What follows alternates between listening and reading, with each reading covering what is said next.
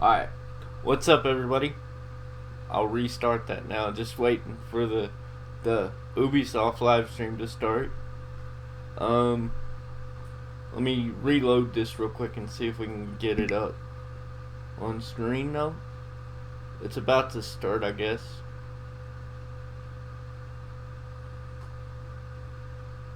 And for now,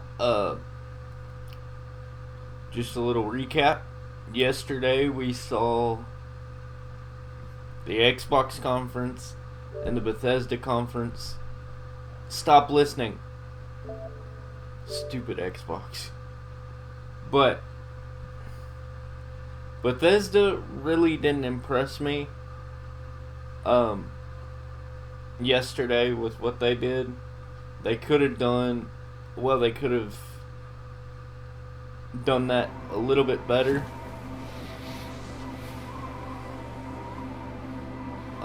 So we're just waiting.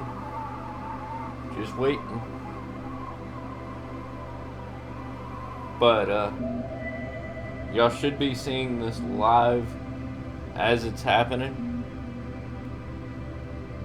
Waiting on the pre-show real quick.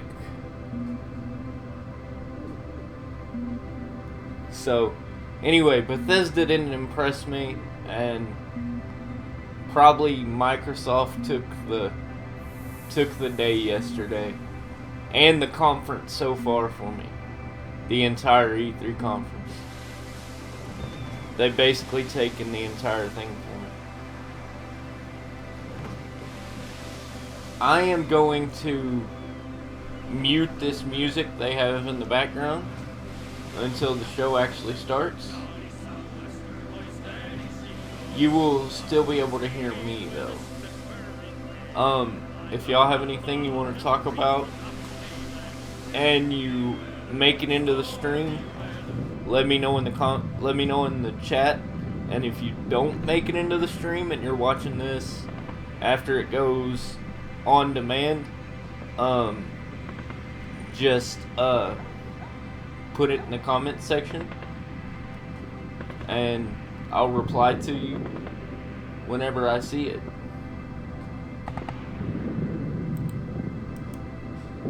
So let's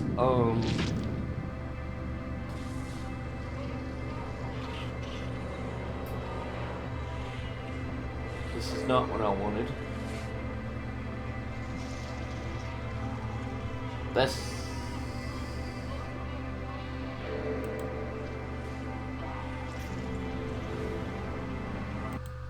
There. We're gonna mute that, guys, because I don't think y'all need to hear that right now.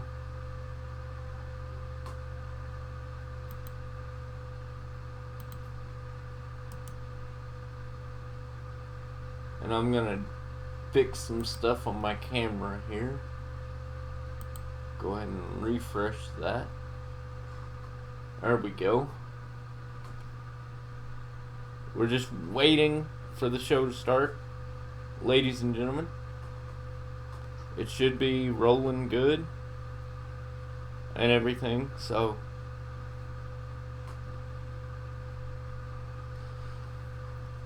let me check it to make sure that it is rolling good,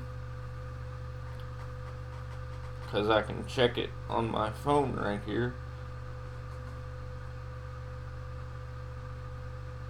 And everything, so let's see if we're live and on point.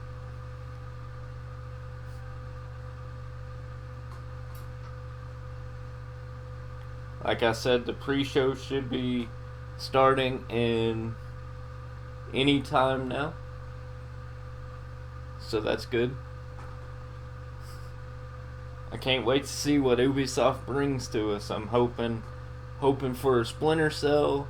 We already know we have Assassin's Creed, of course, and I'm hoping for a few other things, but we'll see what we get. I just hope they don't do what Bethesda did yesterday and go back and talk about stuff we already know. because that was kind of upsetting, ladies and gentlemen. But anyway, let me see if the stream is going good here.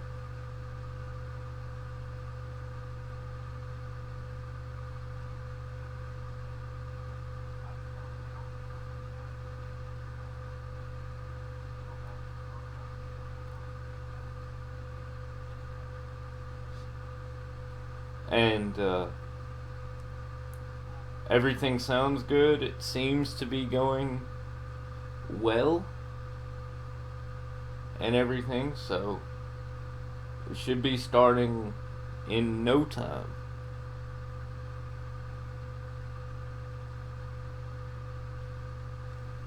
But anyway, stream seems to sound good, so going back out of that. And I know I'm just rambling. I didn't expect there to be an actual timer after the first timer ran out. So I'm kind of on my heels here. I don't really know what to say. It's not like I went through and scripted everything I wanted to say. That's what makes this funny. Y'all get to see me mess up a bunch. But anyway.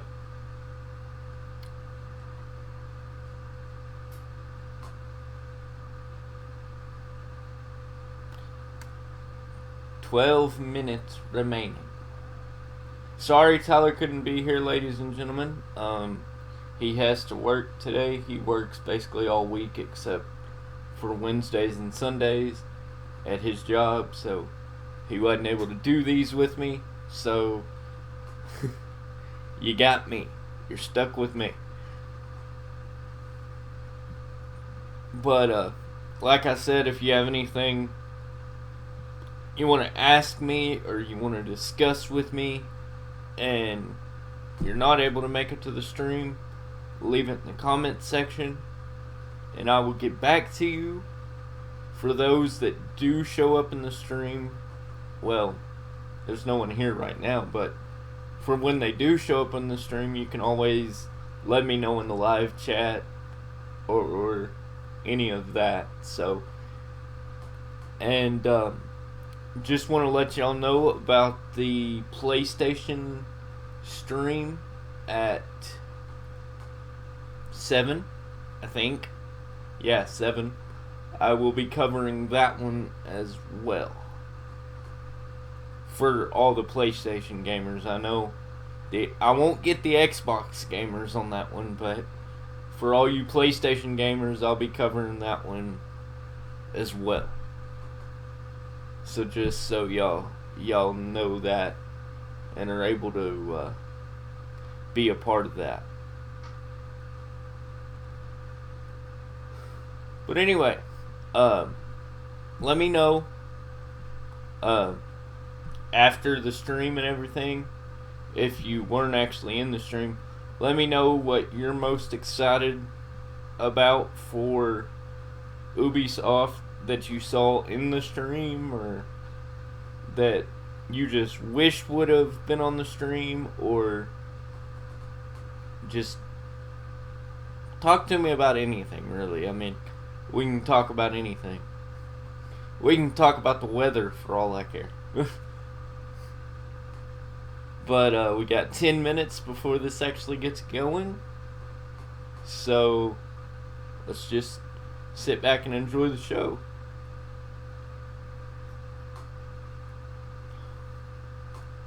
And one other thing, guys, any of the games you see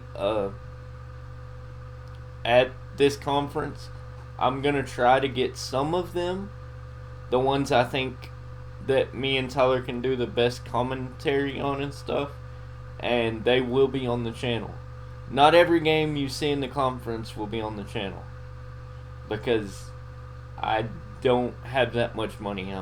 I'm sorry, I would like to do that, but I don't have that type money to do that for y'all. Trust me, I wish I did. If I had that type money, it'd be awesome.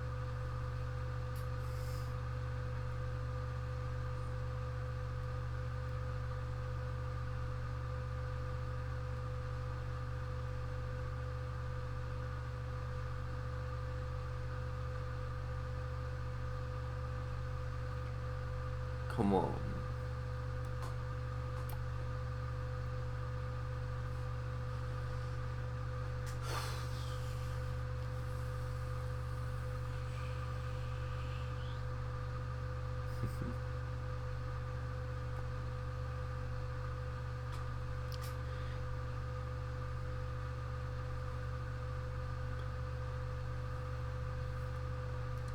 And please let me know when the stream starts if it's loud enough and stuff. So I know the audio's muted right now on this page, and I will turn it on when it's time for everything to start.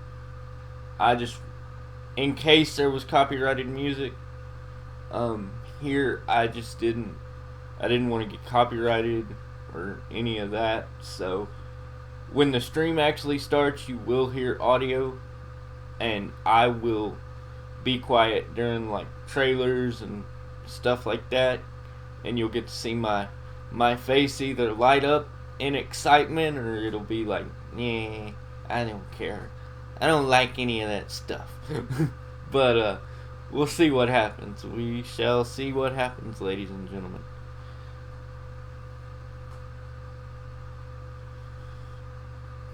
Ubisoft is the only conference that's been super slow at starting.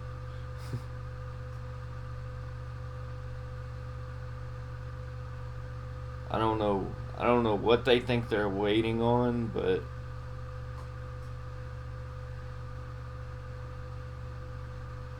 I guess we'll just be waiting right along with them.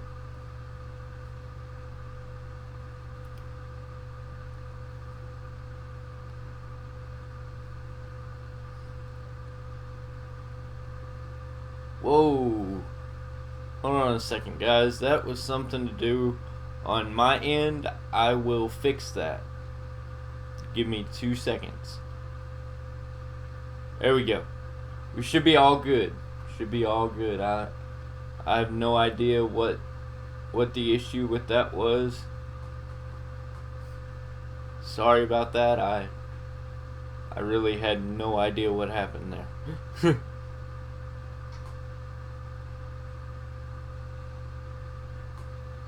Let me make sure the preview window is muted. Yes, it is. Okay. We're finally down to 6 minutes, ladies and gentlemen. 6 minutes before this stream starts. Well, it's actually about 7 minutes, because we're not actually out of the 6 minute mark yet.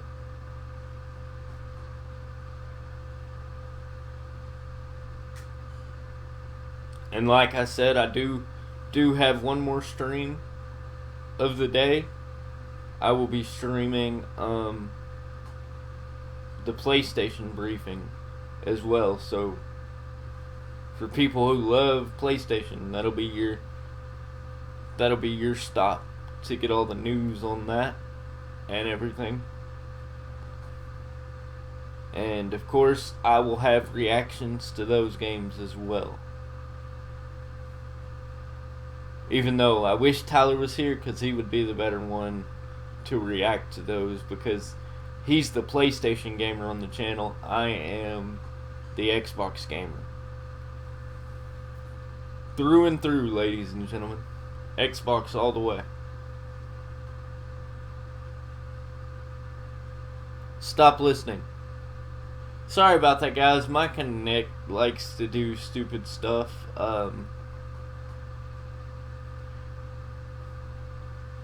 Give me 2 seconds and I will bring this stream right back up. I mean, the stream's gonna stay up. You're gonna see me do one thing really, really fast.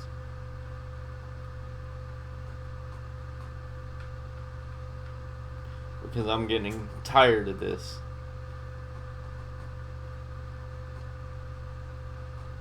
And now we're just gonna restart the stream one more time to make sure it's on point.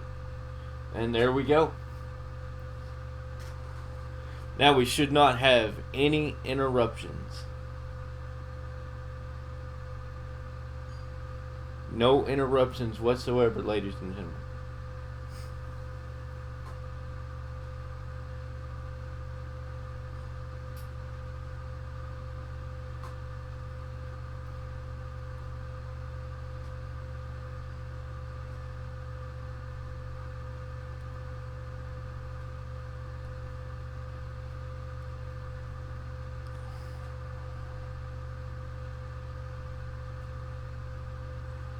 And make sure if you haven't, check out all the new videos on the channel. I have the previous conferences. I did not do a live stream version of the EA Play conference, but I did make a breakdown video for you guys, and I covered that pretty well. And but the other ones have live stream videos and stuff to make it a little bit more fun, and you get to see my live reactions, you get to see Tyler's live reactions and stuff. That was a fun time doing those, except having to stay up till midnight last night to watch the Bethesda conference, which was only 40 minutes long, which I didn't expect it to be insanely huge whatsoever. I did not expect the Bethesda conference to be big at all, because I don't think Bethesda has very many like games that they can actually throw into their conference.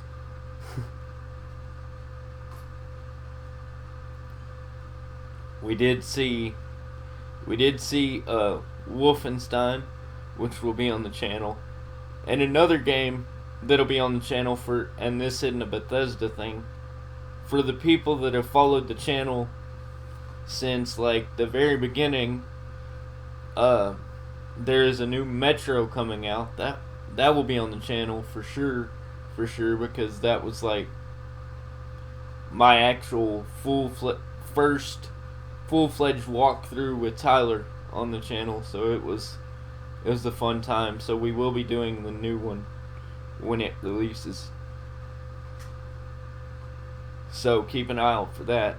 I mean, it's still a ways away, but hey, how's it going to the one person in the stream? If you can chat with me, go ahead and you can type your questions or anything you want to in the chat box and everything, and we can communicate back and forth. Good to see you. We're just waiting for this stream to get underway, and then you won't have to listen to as much of me.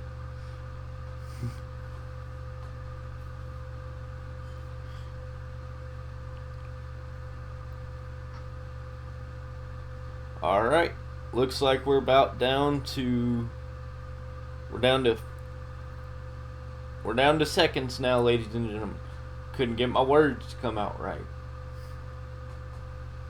This is only I don't know how many times I've done an actual live stream, but I haven't done very many, so I'm not real good at like the live thing yet, but I'm trying to get better with my live presence and just being able to communicate. So just if you can, communicate with me in the chat if you want to. And this show is about to get on the road in 10,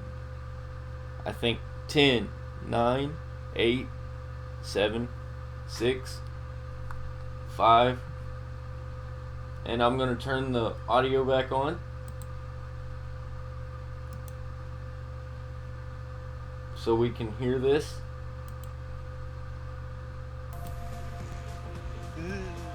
There we go. Ladies and gentlemen, boys and girls, players from all over the world, welcome to Los Angeles. Welcome to E3 2017. Our show will start at 1 p.m.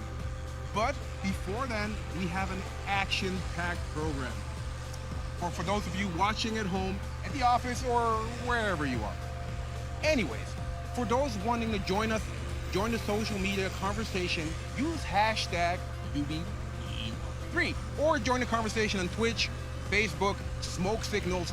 We listen to anything. Smoke Signals. We are so excited to be back here in LA once again for the Ubisoft conference. We've got an amazing show for you, and we've brought some friends this year to help us keep things going until the conference. But let's not waste any time. We are going to send you to home base behind the Orpheum Theater. We've got an exclusive game update for you for all the players who love the snow. No, we're not talking about Coast Recon Wildlands. Let's send it back to home base. Let's roll this. Home base. Thank you very much, gentlemen. Yes, we are here behind the Orpheum. We've got Chris, Grace, Henny. What's up, guys? I'm Zach, and we're going to keep you company for the next little bit, get you set for the conference. There's also a post-show, but we'll get to that in a moment. Yes. All this fun stuff, basically everything we could possibly need. You guys doing well? You feeling good? I'm just happy that the weapons are safely in frames out of your arm's reach. For now. Well done. You're feel on the threatened. same It's not page planned. already. I expect some good times. And might I just add that we are celebrating some milestone anniversaries for these Ubisoft studios right here. Y'all are gonna hear a little Anniversaries for ding Ubisoft Paris and right here Ubisoft while I Bucharest. turn my audio 20th up real anniversaries fast. for Ubisoft Montreal. Represent 514 and Massive Studio. And 5 years for Abu Dhabi Studio. And one more, I ate the cupcake. I'm sorry, but 10 years for Ivory Ubisoft Tower. Ivory Tower. Very nice. Congratulations, you guys. I'm going to smash the rest of these a little bit later. And so we have here Thibaut Zimmer from Ubisoft ANSI here to tell us some brand new updates about Steep. So Thibaut, what do you got for us today? Today, I'd like to share with you some exclusive and extreme content from the Steep community. We've been thrilled to see so many of you guys riding around your way in Alaska and the Alps. But as we dream about in ANSI, we want to keep it winter forever. Like Snowpocalypse, basically. Yeah, maybe. You can see it that way. So we invited 5 players to the studio to join us and to test out our next DLC.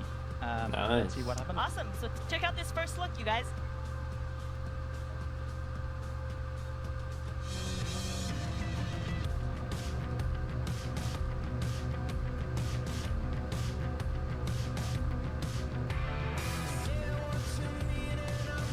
Wow.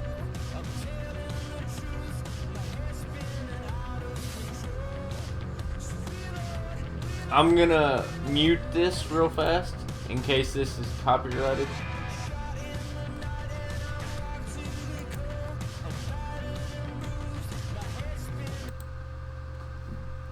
Because just in case that song is copyrighted, I don't want to get in trouble for it or anything.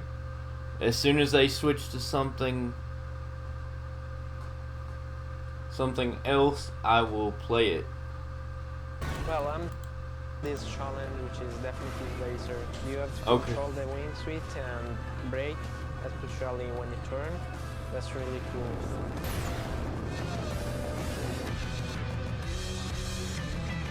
Steep's been one of the most relaxing gaming experiences. Sorry about that, guys. I did not mean to mute that there. Winning, it's about enjoying something. It's also profound on the combination of sports and nature. Been trying out the rocket wing suiting. It's really cool. I'm not going to stop anytime soon. I just failed. I'm not giving up on this one. Now they say we can't start, but we will. Extreme. Full boost. The reason I keep muting and unmuting, guys, is I'm trying to hopefully not get content ID matched for this song. Okay, we can't full boost. And that's the reason I'm kind of talking over it, trying to at least.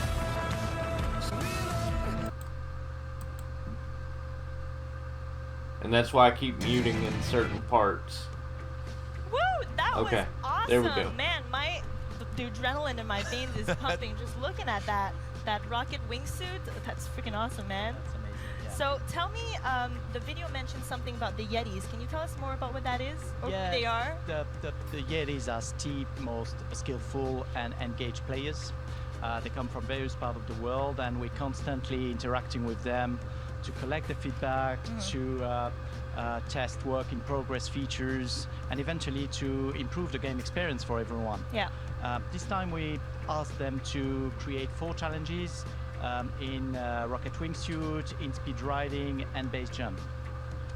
Those challenges will be available a month of us when we release Extreme Pack on June 27th. June 27th, so that's only 2 short weeks away. I've heard there's a rumor going around that Ubisoft ANSI goes skiing every Tuesday during work hours. Can you confirm or deny this rumor? Well, yeah, I can confirm that's team building. That's what we call team building at the studio, yeah. That is pretty kick-ass for team building activities. Transfer, maybe? I don't know. Yeah, I mean, I wouldn't mind doing an internship at Ubisoft ANSI. That's an open invitation. That's on the record, by the way. Let's see what we can work out. Thank you very much, Thibaut. Thank you very much. Thank you, Thibaut. Let's go from the mountains to a mountain of a man. Roman, what's going on? Creative director. Sorry that the stream is froze, guys. You I will guys see if I can pretty fix great it relationship real with your fast. community as well. It's been a while since you guys have been out now, I guess about 4 months, and a lot has changed. Can you talk to us a little bit about how that has happened and how that's an ongoing thing? Yeah, we have a really passionate community. Since we're live, it's pretty intense. You know, we've updated the game 16 times to improve it, but also to answer their feedback. To go further on that, we've been working really closely with some of our top players from across the world. So I'm sorry we don't have fancy names to name them, but we flight them already twice to Montreal since launch for workshop. On Twitch, YouTube, and Facebook Live. Very nice. Thank Shout out you to Mr. so Pope back much, home. Rome. Have a great E3. I think I'm joined now by some friends. Oh! Just Dance community developer Moose and Justin. What's Sorry, up, guys, we're back live now. Out here, out back. Oh, man. I'm sorry I lost y'all for a little while. So anyway, for those of you guys who My don't know, Moose XSplit is the decided to dancing freeze and com dev everything, behind so the Just Dance I had to Minutes fix and the that. Just Dance World Cup, obviously working on Just Dance. Moose, how are you doing? I'm great. Thank you for having me, guys. So I'm maybe back. you can start off. Tell me a little bit about these Just Dance Minutes. Yeah, Just Dance Minutes is a series of videos that I make for the community. So I just share info from the studio to the fans, and Sorry about also that, try guys. to also put shout-outs and put the community on the forefront. So it's And show off your moves as well. I did not You expect guys have sick that. dance moves. Like, I follow you on Instagram, and man, those dance moves are sick. Never dance next to Moose in a club. It's No, it won't make you look good. Oh. Oh. All right then. Spoiler. So speaking about the community, one of the most amazing community events is the Just Dance World Cup. I think we're It's probably good to one of go the most now, unique guys, huh? esports competitions. Can you tell us a little bit about that for those? I'm who sorry aren't that I had to familiar kill with the World Cup stream and there. Just Dance? Yeah, we've been having the Just Dance World Cup for 4 years now, and we actually have a bunch of our Just Dance World Champion who are in the as star players at E3 this year, so it's pretty cool to have them. And yeah, so it's our biggest community event, and I just want to give also a shout out to our new world champion who is from Turkey. His name is Umutcan, so hi Umutcan. And yeah, so yeah, we're very happy, and I think we have a lot of cool stuff that are coming.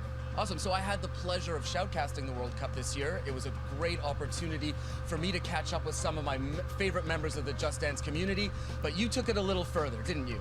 Yep, because as you know, the Just Dance community is like a big family, a worldwide family, and we thought it was cool maybe to show you 2 of these fans and members of this family who actually bring the Just Dance spirit to life. Let's check out the video right now. Yeah. I've always had a passion for dancing. Just Dance has completely changed everything, like everything. I know before Just Dance started, I was very like lazy and unmotivated, and I just wanted to like eat food all day. I discovered dancing 7 years ago thanks to Just Dance. It was through a TV commercial for Just Dance 2.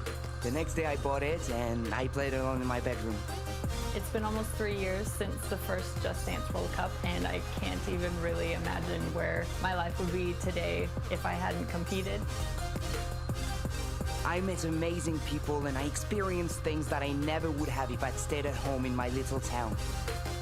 I saw a Facebook advertisement for the Just Dance World Cup, and they said that whoever would qualify for each country would be able to be flown to Paris to compete. I ended up ranked as one of the best French dancers on Xbox Online, and they That's called me awesome. for the qualifying sessions for the first World Cup. I I didn't think that I'd qualify at all because I was a really bad dancer, but I thought it would be fun to try anyway. My first World Cup, I finished in the top 16. The next year in the top 5, which was kind of impressive because when I started, I couldn't even dance. After the first session, I was ranked #1 in my category by a long shot, which I wasn't expecting at all. I didn't really go to win. I just went to share my passion. It got me to dance on the stage for a first time. It sent me to E3 for the first time. It's now my job. I didn't know what to expect the first year. I was just going there to have fun. Actually, the coolest thing was I met lots of people just like me. Ubisoft does some awesome I stuff, found out yes. about Twitch and learned that it's a website where you stream games. So I decided that I would stream Just Dance because not too many people were dancing. To my surprise, it worked out pretty well. After I was featured on Twitch's Partner Spotlight, my channel exploded. I started getting sponsorship offers, and I decided that would be a good time to quit my job and go full-time with dancing. Dancing has become my daily ritual. I rehearse the choreographies to try and beat my high score every time. And now I'm doing dance school pretty much every day. It's very hard, and they have us doing everything, like ballet, contemporary, hip-hop, everything. We regularly organize flash mobs in Paris. We just get together and dance. And really, that's the spirit of the Just Dance family. To me, Just Dance represents unity, I guess is the right word. And I am who I am today because of Just Dance. Wow. If you want to join the That's Just amazing. Dance party live, you can do so on Instagram Live Stories. What's up? Hey guys. Hello. You guys are here. Hey, we're back. Yeah. So speaking of social media, we've been following all the conversations on Facebook, Twitter, every single platform, and we have seen some pretty creative predictions for what we're going to show at our conference. That is a very diplomatic way of putting it. Creative. No, but seriously, you guys have been great on social, and we've actually got some tweets we're going to read out here. We do indeed. So as to not give away anything that might be happening, let's all... Poker face. Yep. Show nothing. Let's do it. Okay, so first one, Asniak says, calling it now, someone is going to dab on stage at the Ubisoft press conference. I think somebody just dabbed at the press show. Moose Moose kinda did it. did Yeah. But if it was going to happen on stage. Oh yeah, Right. would be. Eve. That's the Eve? big. All right. It's the big surprise ending. You better do it. Nobody but the #1. You can lock that in. Realistic expectation. Done. Yeah. We've got Harrison the fan sharing my E3 prediction. Ubisoft will show us how to make your own Rabbids body pillow. Oh, rabbit body pillow. That's, it sounds fun, like a little Basically, DIY. Yeah, I mean, a little life size, like Chris size rabbit pillow right here. Go and give a little snuggle. Do That's do what you awesome, will guys. With it. I'll snuggle. Yeah, let's just move to the third tweet. G-Spot Gaming says, Ubisoft pronounced 45 different ways, so... 5, that's Yeah. ambitious. I think we can do it. We Yeah? definitely can. Ubisoft. Ubisoft. The team at Ubiquitous Software can do anything, folks. Indeed. Classic. So as you can see, we're keeping an eye on social and looking for a few lucky winners to receive some merch from the UB Workshop. We've actually got a few of those pieces on set around here. They're hanging on the wall. Yes. We've got I'm Hidden so Blade jealous. from the Assassin's Creed movie. We've also got the Apple of Eden. And it glows. What? I want the steering wheel. I want it. I'm going for the steering I want it, ladies and I want gentlemen. that. I'll I just go want ahead and it. walk away with that one, then. Pry those off. And finally, we got Wrench Jr. here. This is like a little app-controlled robot. Yes. It has 2 different costumes. It can be like Watcherbot or Wrench Jr., depending on how mischievous you're feeling. So that is going out to some lucky winners on our social media feeds. Thank you guys for tuning in there. And I guess that's it for our social stuff. Okay. And we're on to the next one, Zach. Well, I do see some wonderful humans walking over, so that's good. Who are Got these Justin. handsome fellas? I'm Zach. Oh, so sound and crisp. I love it. Geoffroy, Leroy, what's up? We got some wonderful friends from Rainbow Six. Yeah, joining what's us. going on, Zach? How you doing, man? Oh, things are good. You know, E3ing and feeling pretty festive. Yourselves, everything well? Everything's great. Glorious. I understand we have an opportunity to talk a little bit about live design and how the game has evolved over the course of, I guess, 18 months or so. I know you have over 2 million people who connect on a daily basis to play Rainbow Six Siege. And I also know that the game has changed dramatically in that time. So let's talk a little bit about that process and how things go from, you know, feedback to actionable items that that the team can work with. I'd imagine it starts with the community. Yeah, so it really does start with the community, and the Rainbow Six community is the most dedicated, passionate community I've ever worked with. They are so engaged on all of our social media, on Twitter, on subreddit, on YouTube, on all the things. Snapchat. On the Snapchat. With the waggy tongues.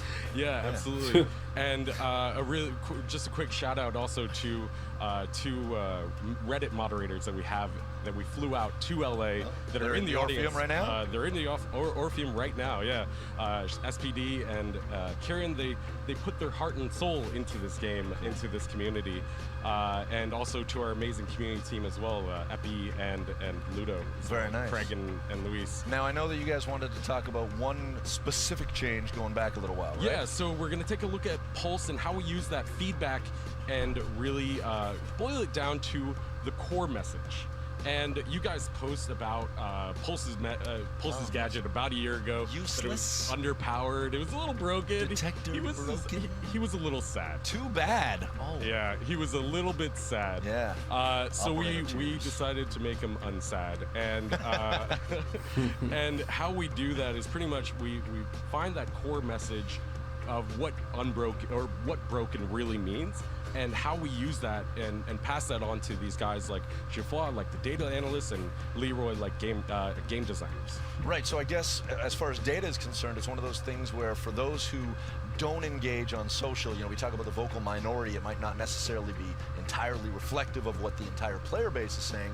I guess that's where the data comes in. You can validate all that stuff. Yeah, exactly. So what we do is that we take all this live game data and then we try to correlate the feedback we get from the community, from you guys, to what's really happening in the game. And so what's great when you do game design balancing using data is that you can hear all the players. Because like you said, even if you're not vocal on social media, we can still hear you, because everything you do in the game just has an impact on balancing. Like from the operators that you pick, the weapon loader that you select, or even how you use your gadgets. So all that information gives us some context, because we have like the focus from the community, but data and that's the players' action that we're seeing. Yeah, exactly. So all of that gives us some context to just really target the core issue and see how it's happening in the game. So as a player, even if you're not active on social media, you can just play the game and you're already helping us a lot. You're giving us tons and tons of information about what's happening in the game. But in the case of Pulse, so it was about a year ago, and Justin and his team came to us and said, okay, we have this issue with Pulse, and as a player, you can feel it. You see that, well, it's not great, this gadget. But we wanted to check the data. So what we did was that we looked at the number of opponents we detect when using Pulse's gadget, and we saw that on average, I think we have a graph. Yeah, I think on average, you would detect someone every 2 usage of your gadget. And that is extremely low. So we went to game designers and okay, yeah, his gadget is underpowered. It's underwhelming. So they took that into account. They made some changes, and then as you can see, the usefulness of Pulse's gadget went significant. Yeah. Wow. So it really went up. So I think Leroy can just tell you what they did. Yeah, they just basically go fix it, and then you do it. Yeah, exactly. Fix it. Yeah, we fixed it, but we knew we had an issue with the gadget itself, so we decided to rework it, and basically we focused on two main problems. The first one was visual comfort. For us, the trade-off between your surrounding environment versus the intel you were gathering was a bit unbalanced, so we make strong visual changes, so it became much more easier for you to play with the gadget. And the second change we made was the detection rate. We had to increase it, so it gives you more opportunity to gather intel and to play with it, and it becomes much more fun. And as you can see, there is a strong difference between the before and the after. Yeah, that's really cool. And as we all know, I mean, anytime you issue a change, an update, that leads to more feedback. The cycle begins anew. You guys had some pretty significant changes actually just earlier this week, last week. Yeah, just last week we introduced our first update to Operation Health. Sort of our new direction for Rainbow Six Siege over the next 3 months, where we're really focusing on the core issues of the game. And last week we just pushed live interactive matchmaking, one-step matchmaking, and also the first phase of a balance change to Glass, who, when we introduced that balance change during the mid-season reinforcement, the community came to us and they were like, whoa, hold on a second, this is a little crazy. Little OP. Little OP, and so we use that information from the community, pass along to these guys, and these guys are starting to roll out those balancing tweaks and try and find the right balance, because no operator is ever really fully truly balanced. There's no perfect balance. but we're trying to get as close as possible. Yeah, and it's an ongoing thing as well. So what's the early sentiment on the recent changes, the matchmaking in particular?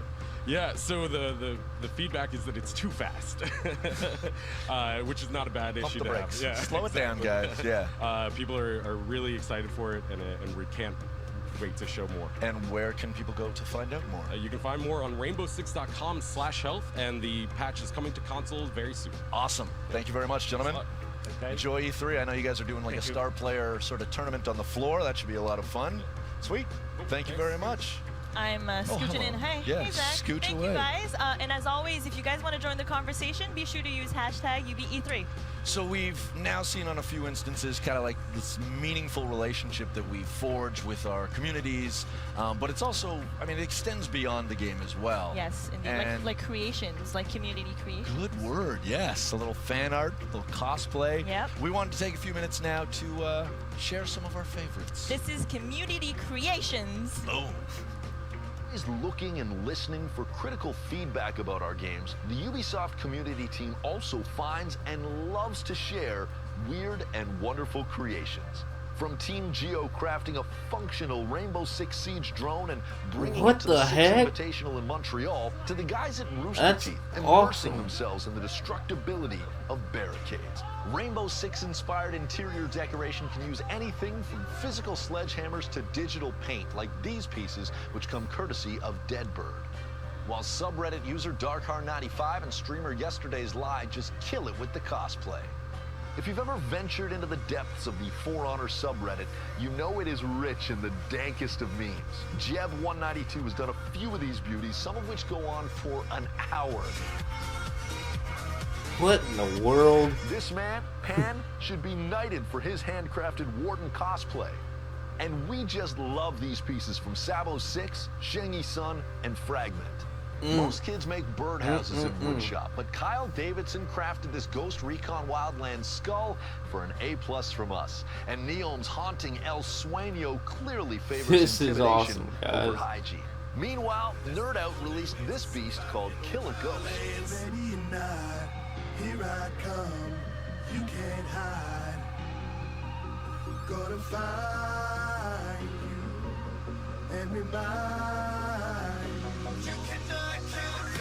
Shiny Windows supercut of Watch Shout out Dogs to 2 Nerd characters Out. looking directly into the camera Nice. is a great example of the joy that comes from falling down that YouTube rabbit hole. Yumi XO and Dratova give us a couple of our all-time favorite renditions of Wrench, and the cosplay out there has been incredible. Thumbs up to all of you, and shout out to Aspira for her kick-ass Sitara. And have you ever wondered about the effectiveness of Marcus's Thunderball? Well, the guys at Zombie Go Boom asked and answered. Check out the full video for the gory details. And oh, they also happen to do one for the Assassin's Creed Hidden Blade. Great real-life videos are hard to do.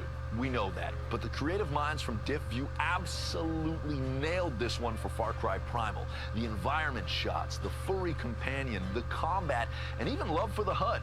It's all very much on point. And these pieces from Magic Skull and Nami Yami are wicked. So much love to spread around from the Division community, cosplayers like Idolin Fox, Matt Shields, and the legit Miss Lauren are all great. At just 16 years old, awesome. Radu and his friends are basically making their own Just Dance. The choreography, the dancing, the motion design, all home-brewed and incredibly impressive. And while there are tons of amazing videos for Steep, this one from David Lafargue is truly unique. These extreme athletes recreated the reveal trailer shot for shot, but took it one step further. Sweep.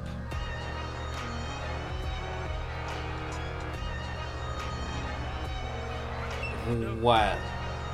So good. Watch where you step with this last one, though. Nitris started this Reddit thread with a keen observation about our new logo. Youthy put out the call to action, and then Frightening Medical Koi delivered, putting in work modeling and printing the UBISOFT. To all you creators out there, much love. Nice. Hey there, folks. Chris Waters here back at home base, and I am joined by a man you may recognize from such conferences as Microsoft yesterday. It's Jean Guédon, the creative director on Assassin's Creed Origins. John, how are you doing, my man? I'm doing great. I'm doing great. I mean, yesterday was fantastic. It was such an experience, and we're really happy to be finally able, to talk about the game. Absolutely. I mean, lots of excitement yesterday, but it's just the tip of the iceberg. I mean, there's a lot to come here. This is a big game. Indeed, the game is huge. It's enormous. The scope is big, and obviously we won't have a 4 hours long conference, like last year. But even then, we wouldn't be able, to show you the entire thing. And this is why we want to show you more actually today. Today, after the conference, it's going to be 30 minutes of live gameplay, and we are going to be here with Ash and Carl from the dev team. Stick around after the conference for that, but of course, lots of excitement to come before then. So to continue with the show, let's toss it out to Grace and Leon for the bestowing of the golden ticket. Hey guys, it is crazy out front and the theater is almost full, but I think we've got room for one more, which means that yes, it is golden ticket time. Woo! Woo! So let's see if we can make somebody's day by giving them the best seat in the house for our E3 conference, which starts in just a couple minutes, yes? Yep. Now, playing video games is one thing. Trying to tell your parents you want a career in video games is one different kind of thing. I mean, some parents think that all we do is play games all day long. For the record, it's not true. That's not really true. I'm very happy though that when I told my parents about the fact that I started working at Ubisoft, they were very supportive after drilling me with questions about what I was actually doing. Anyway, the next video dives right into that matter. How to tell your parents you want a career in video games. Can't wait to see this. The day I got home and I told my dad to sit down, and then I told him I wanted to switch from a career in banking to a career in video games. I had to calm him down a bit. It took him a good few months to really come to terms with the decision. That's a good question. Oh man. I didn't know I had to tell my parents. So I didn't tell my parents. It's very hard for me to tell my family what it is that I actually do. Like they have somehow in their minds, they think that I'm playing computer games all day. I was taking my studies in computer engineering, and I told my dad who really wanted to go to school as an animator, and he said, no way, you're not doing that, you're finishing your studies. I was in my 3rd year of law school when I told my parents I wanted to work at Ubisoft, and they were like, what's that? Is that a law firm? And I said, no, it's a video game company. And they were like, oh, I've never heard of it. They were really kind of shocked because this is not a real this is crazy. job. They didn't think this was a thing. My dad was afraid. They are Cambodian Civil War refugees. Their only goal was to earn money and just enough money to have a better life. He told me, honestly, I didn't believe in you at all, but today I'm proud of you. My mother started me making video games when I was about 8 years old. She learned how to program herself and then taught me how to do it. So I was making my own video games ever since I was a little kid.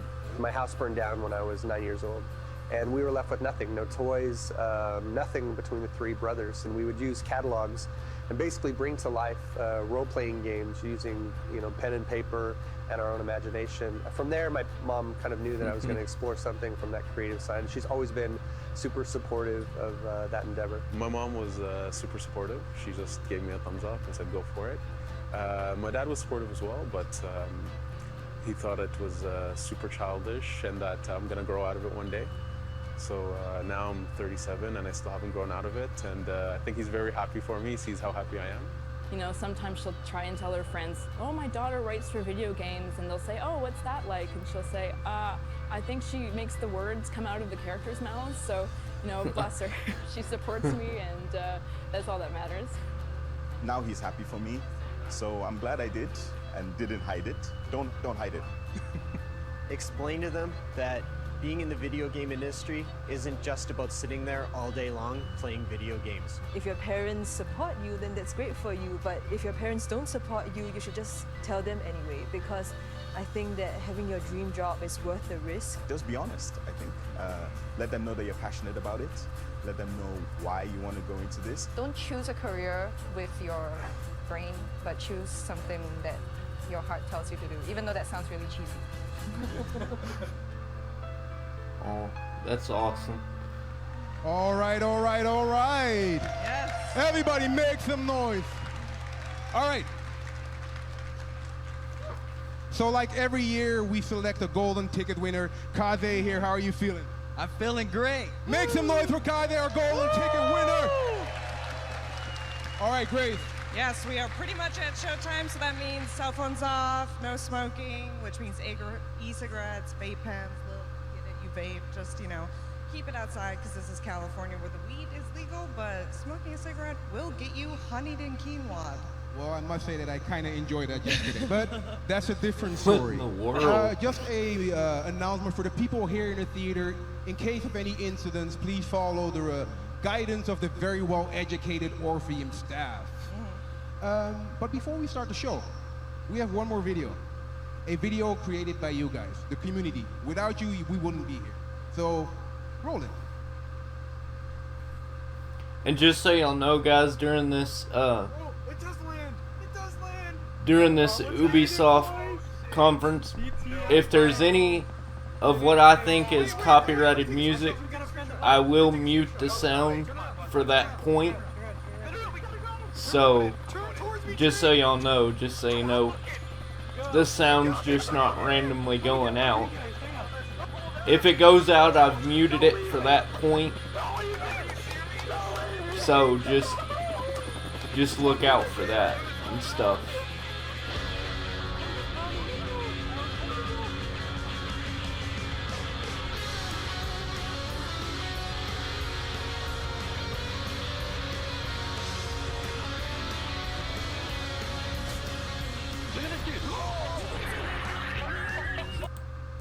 Like right here, I'm gonna mute it just in case this is copyrighted, because I don't want to take any chances. Whoa! What? Whoa! Wow, he almost got killed by. Dang.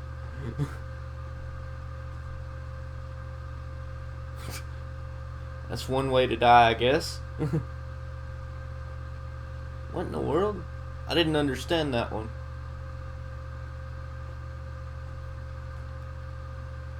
On CPU usage, I'm at 50%.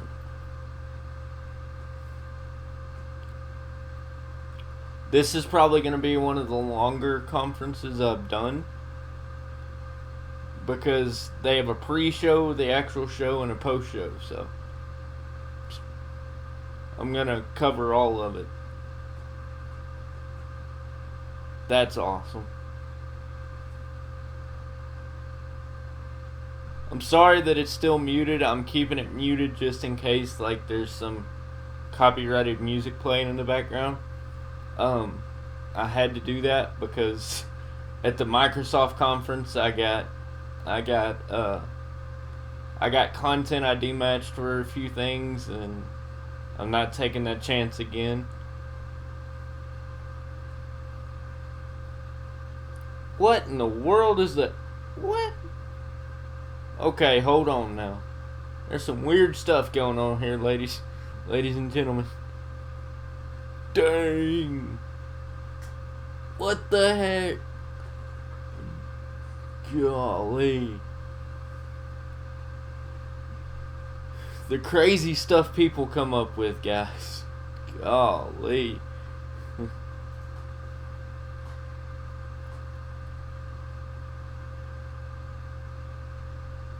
Wow.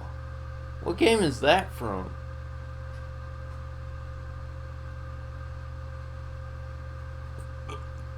What game is that from? Or is that not from a game? I don't recognize that. But it's cool, whatever it is.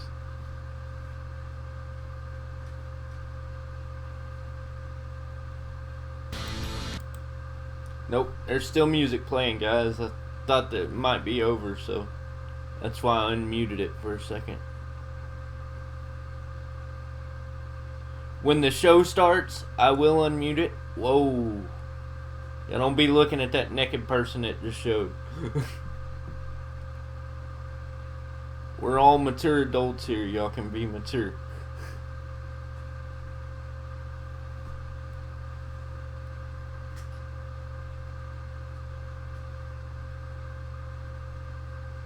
Shout out to all these YouTubers that put this together and did stuff for it.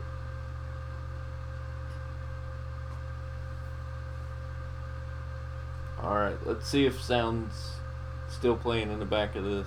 What? Oh my, whoa, oh my god, I'm so powerful. I'm getting emotionally invested in a game about balls called Balls. This is way more interesting than I was expecting. Okay, hold on.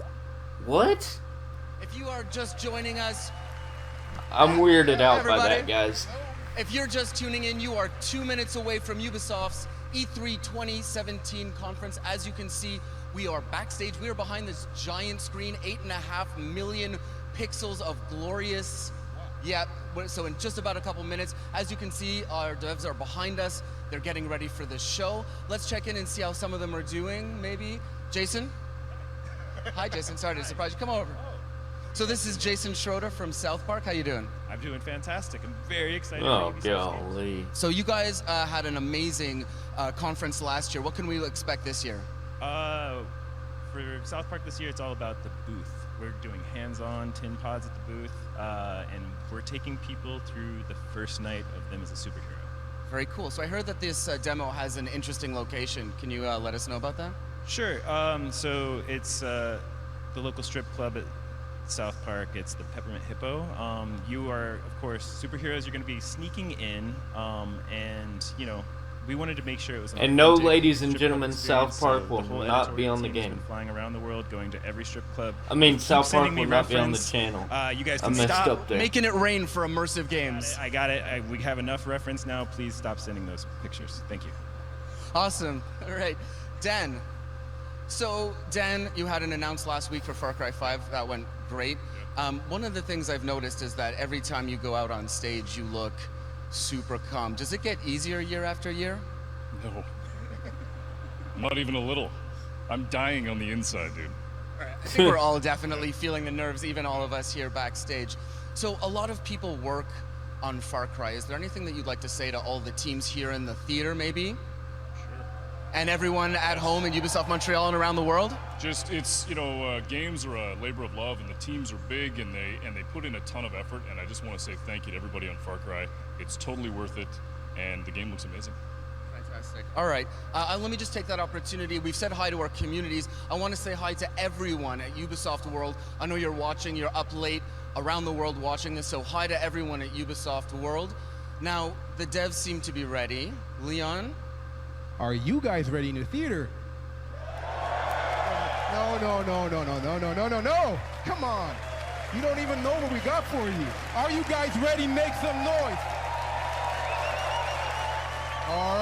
All right, so one last time, if you want to get at us in the community, use the hashtag UBE3. And I think there is only one person appropriate to start this show, CEO and co-founder of Ubisoft, Yves Guillemot. Everyone, please, Yves Guillemot. Nice. Yves, I believe the honor is yours. Would you do the honors, please? Sure. Let the games begin.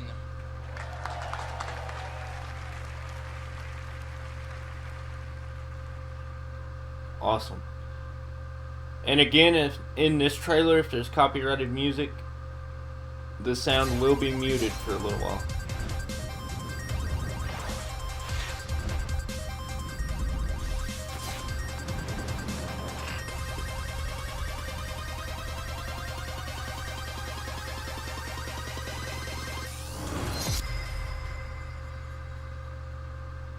All right. What? No. What?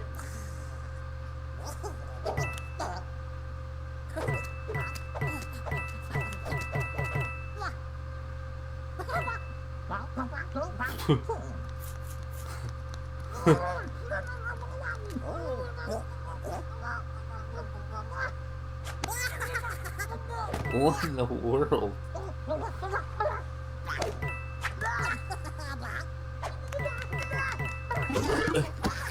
Yeah.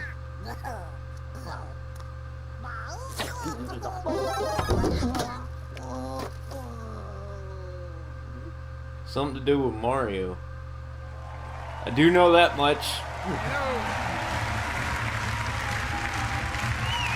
Hello everyone, and thank you.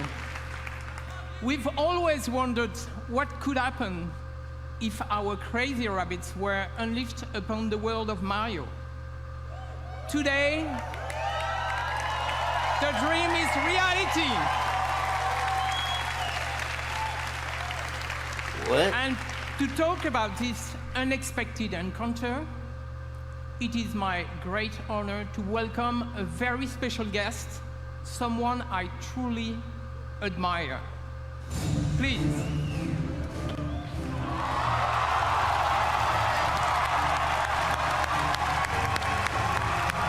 Ladies and gentlemen, Miyamoto-san.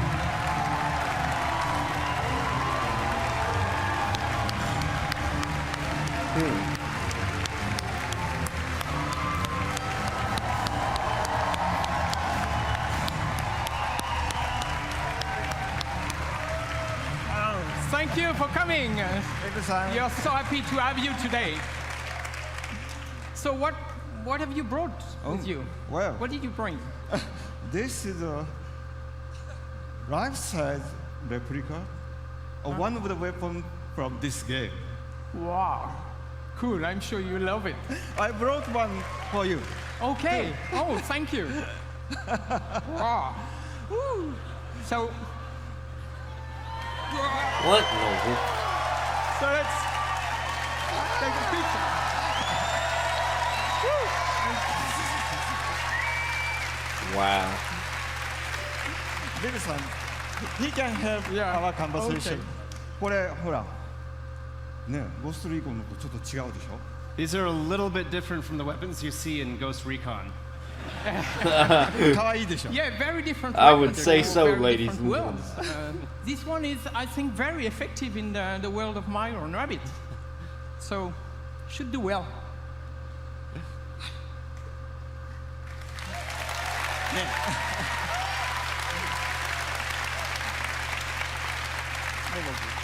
I'm so proud of Ubisoft's long-standing collaboration with Nintendo. You know, from the DS to the Wii, and more recently for the impressive launch of the Switch. You know, it has always been, we have always been inspired by Nintendo and by all the great work you have been able to do. そうですね、本当にいつも UBI さんにはね、協力いただいてありがとうございます。Yes, thank you very much for all the work that we've been able to do together over the years with Ubisoft. もうほら、出会ってから25年ぐらい経つんですよね。I mean, Yves, it's already been about 25 years since you and I first met. で、E3 とかに来るたんびに UBI さんのブースを僕は訪問して、でビデオで撮ってもらって、社内のビデオに登場したりしてましたね。And every year at E3, you're kind enough to invite me to your booth, and we get to take lots of pictures and videos, and I've even recorded messages for Ubisoft employees in the past. でそのたんびにね、なんか UBI の開発の皆さんのすごい任天堂ゲーム愛みたいなものを感じてきました。So over the years, I've always felt the deep, heartfelt passion that Ubisoft developers have for Nintendo and its characters. それは一方でね、僕は同じ開発者としてライバルですから、こう戦う姿勢で頑張ってきたんですけど。But on the other hand, because we're both software developers, we've also looked at each other as kind of rivals and tried to see who could make the best software. けどまあイブさんからラビッツの人形をもらったりいろいろして、僕の席の前にもラビッツがいっぱいあるんですけども、そういうラビッツのヒューモアはすごく理解してました。But of course, I've known the Rabbids characters for many years, and I have many Rabbids figures decorating my desk. And so I've always been a fan of the characters and their humor. だから今回の話があった時に、ラビッツがどんなユーモアをゲームの中で見せてくれるかすごい楽しみにしてたんですね。So since this project first started, I've been very excited to see what kind of humor the Rabbids could bring to the Mario world. で、ただダビデさんに会った時にね、ダビデさんに一つだけお願いしたんです。So when I met Davide-san, who is the creative director of this game, yes. When I met Davide-san, I had just one condition for this project. 絶対こうジャンプするゲームとかそういうプラットフォームゲームじゃなくて、マリオで今まで作ったことのないジャンルのゲームを作ってほしいとお願いしました。I said, whatever you do, don't try to make a jump game or a Mario platformer. Try to make a Mario game that has never been made before. よかったですね。And it's great. And I can tell you, it was an exciting, very exciting challenge for all our teams. And I think we have done something you will love. So, thank you very much for giving us the chance to perform on this game. はい、本当にこうヨーロッパで作るとこんなものができるのかとかね、それから、UBI さんやっぱりアクションゲームをちゃんと作ってる会社なんで、こう単性のストラテジーゲームというもののちゃんとこうテンポのいいゲームが出来上がりました。And so, of course, because the game is being made in Europe, it has a very unique flavor to it.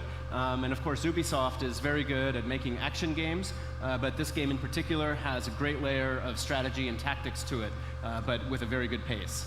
Yeah, no, it's going to be fresh, actually. So now let's welcome Xavier, the producer of the game, and he will show us the game. So thanks again. Thanks again, Miyamoto. Thank you. You're really cool.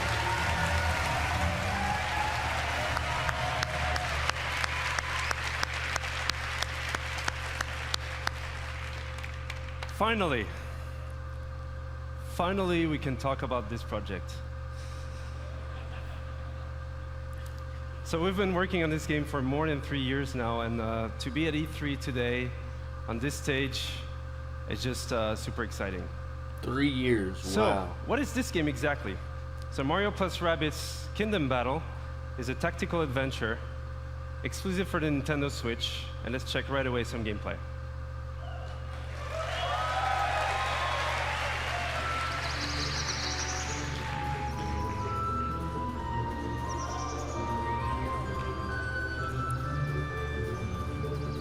So the Rabbids have been teleported into the Mushroom Kingdom, and it made the world completely unstable and chaotic.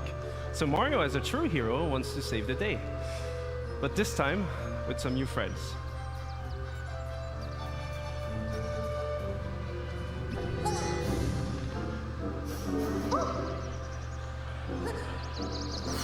What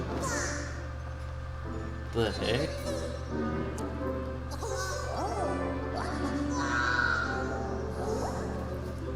And at first, they don't really know each other, but in the end, they will form this dream team that will potentially save the Mushroom Kingdom.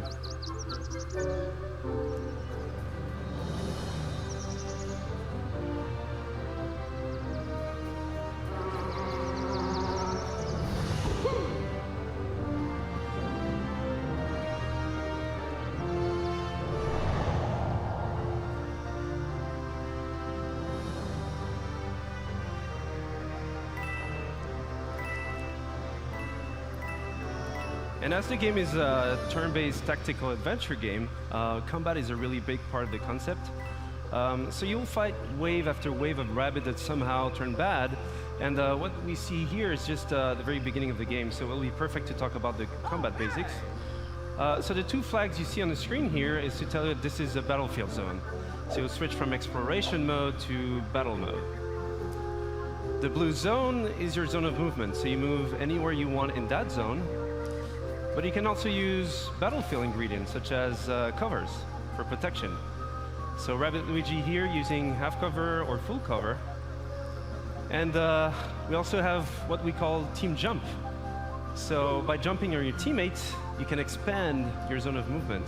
So here, Rabbid Peach, using Mario, she's able to flank the enemy.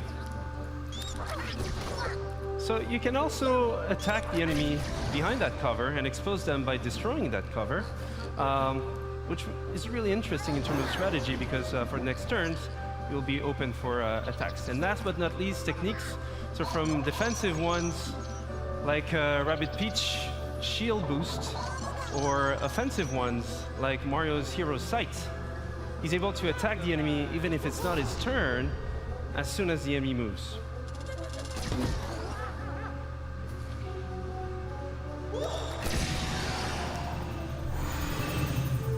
So this is a very core aspect of the game itself. So you mix and match attack options, movement abilities, techniques, but we also have other ingredients such as pipes, rabbit pipes. So those give you a good move to flank the enemy. So here, for example, Rabbid Luigi goes into the pipe, out of the pipe, dash the enemy, goes for Mario, team jump, land behind the enemy in one single movement sequence, and then finish off the enemy.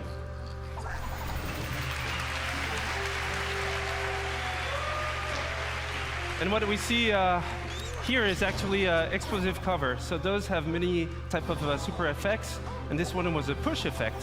So you can push heroes or enemies out of the boundaries.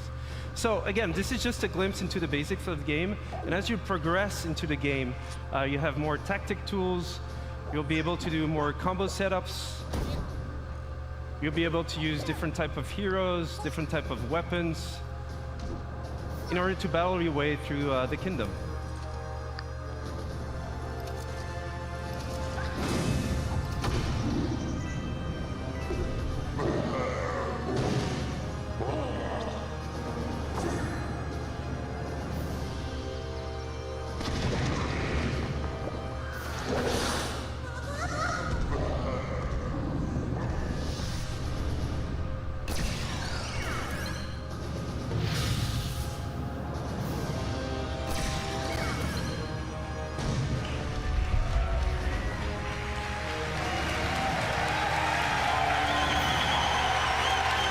Thank you. That's awesome.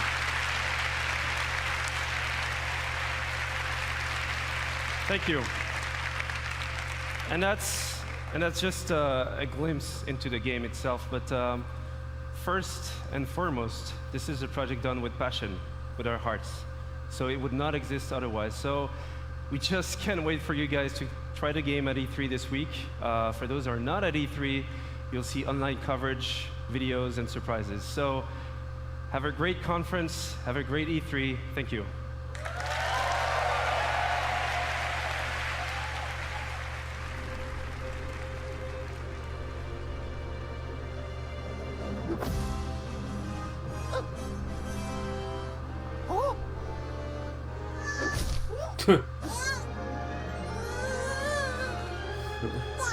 Oh no.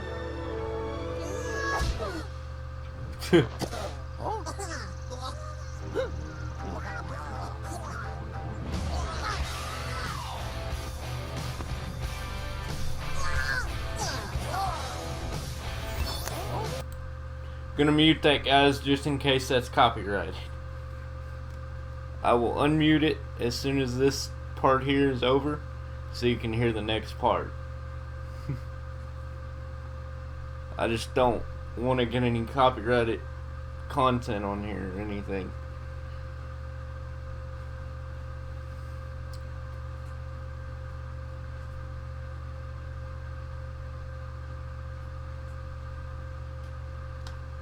I'm at 87%. Okay. We're not maxed out, so we're not lagging.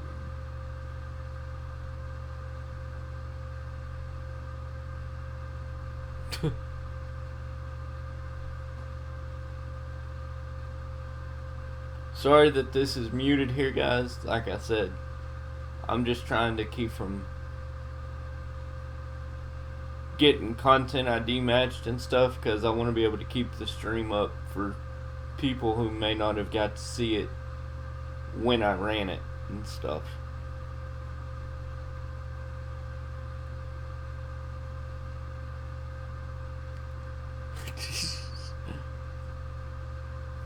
Oh, me.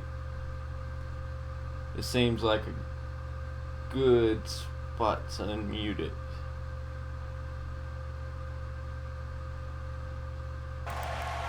There we go.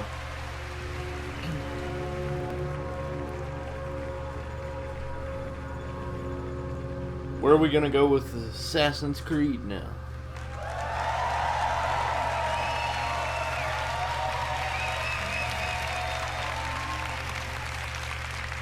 Hi, I'm Ashraf Ismail, game director for Assassin's Creed Origins. I've waited a long time to say that.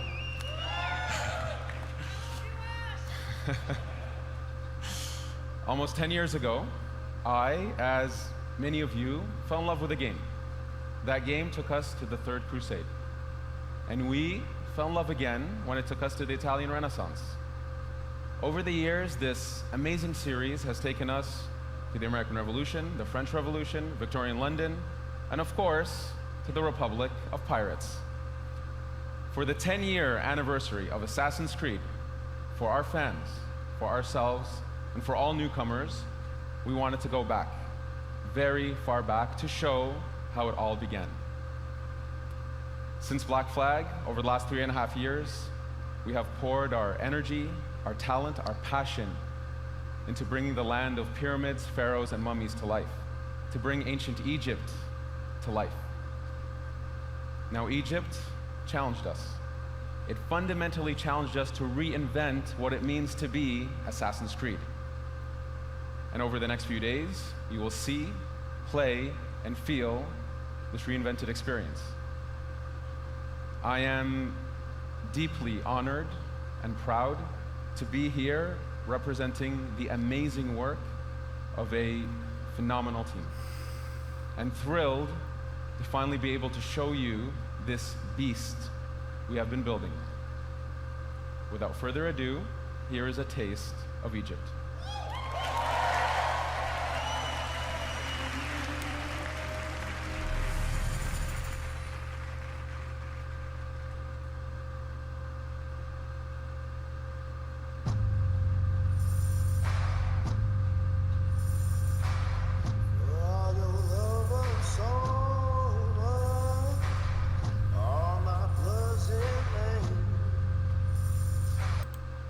I gotta do it, guys, just in case that's copyrighted.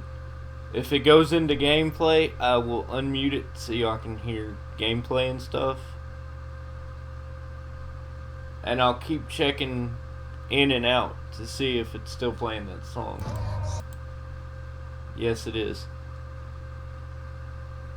Boy, this looks gorgeous, though, ladies and gentlemen. Looks very, very gorgeous.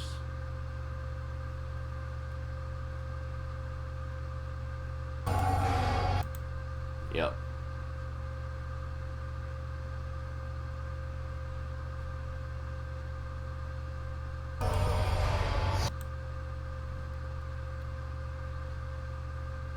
Wow.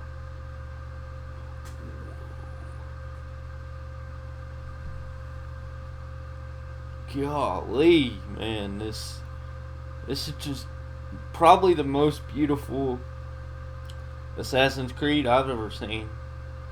And I've played the entire series. Alright. Thank you. Thank you, thank you, thank you. As an extra treat, let's check in with home base, where we're going to get a glimpse of what you'll see right after the UB conference.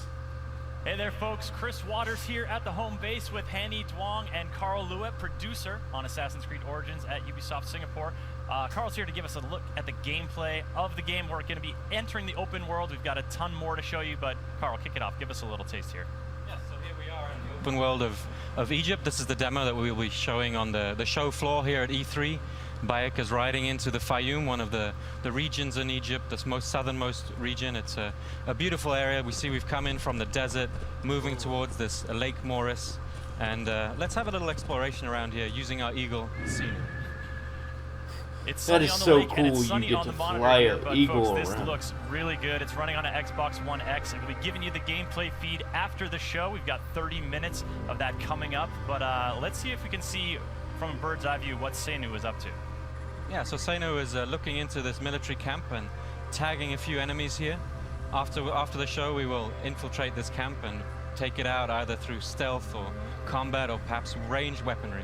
All right, if you guys want to see more of this, be sure to tune in right after the conference. Chris and I and Carl here will be right here. Ash will be joining us as well. You won't want to miss it. That 30 minutes live gameplay feed is coming up after the show, but for now, it's back to the stage and on with the excitement. Awesome. That's it for now. Thank you. Thank you. So, don't forget And I will that you have can that watch on this here demo as in its well, entirety guys. after the conference, live stream from our home base. And for those of you here at E3, please come to the Ubisoft booth where you can live this new experience of Assassin's Creed. Thank you very much.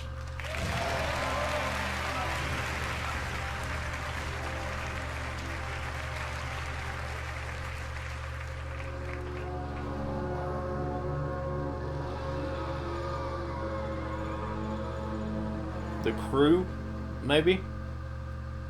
I don't know what this is. I think it's the crew.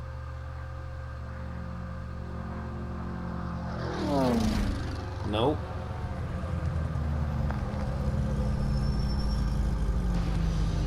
Yeah, the crew.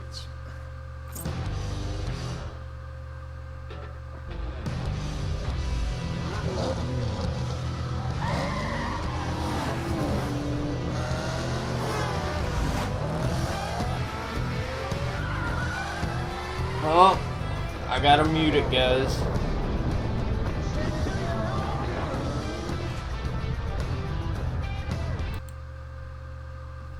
Just in case it's copyrighted, gotta mute it.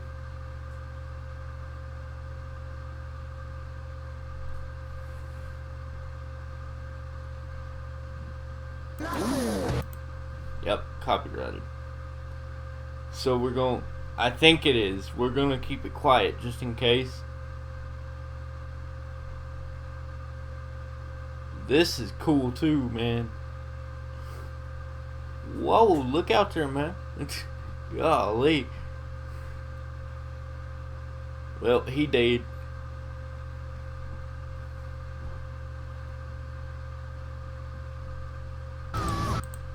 Okay, it's still music.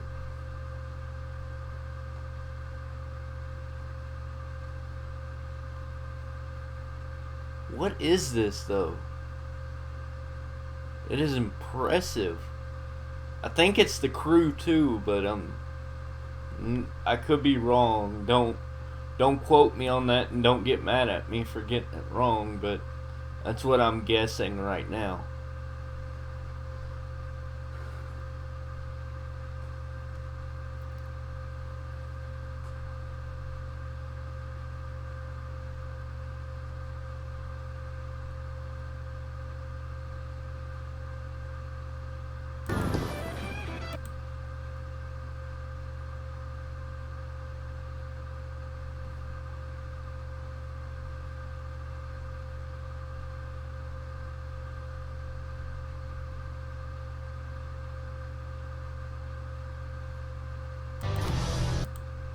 Yep. I was right. The crew too.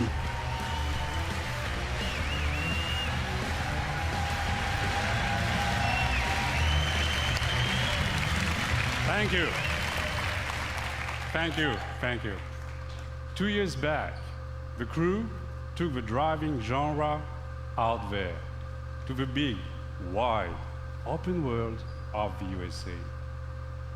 Thanks to our players, we have taken this iconic vision to the next level. They showed us what they liked and what they wanted to see in the futures. Now, it's time to take it way beyond driving. I am Stéphane Belay, Creative Director. This is The Crew 2. Yeah. Thank you. Thank you. Here in the US, motorsports are louder, bigger, edgier than anywhere else in the world. Drivers and fans meet across the country and celebrate a common passion for all things motorized. Now's your chance to join in. Ladies and gentlemen, welcome to The Crew 2, home of Motor Nation.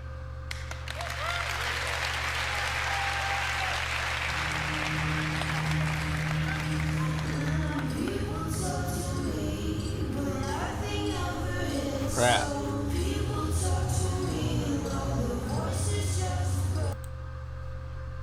I have to mute this in case it's content ID match, guys.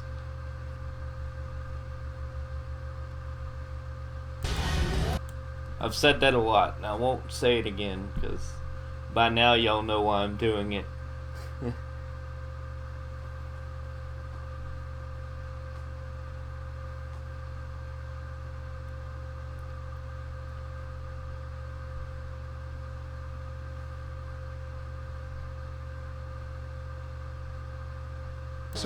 Prove their skills, skidding on rooftops, burning asphalt, and tuning their rides.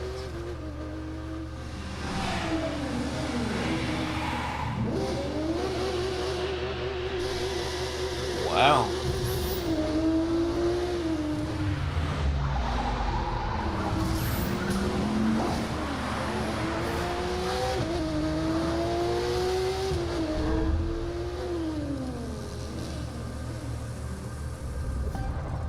Forge your own path off-road through the striking beauty of nature. That's beautiful. I can't say that enough. All these games look so beautiful. I mean,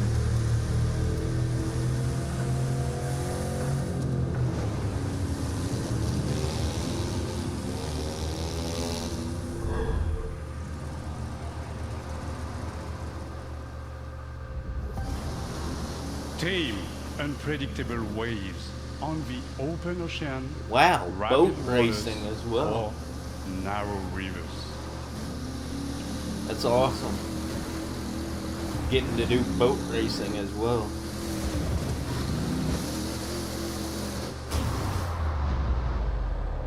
Oh my goodness.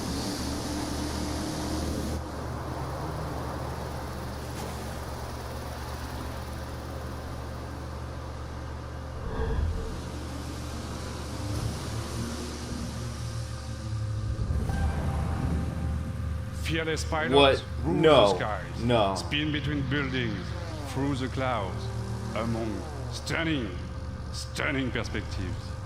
Are you kidding me? We get to airplane race too?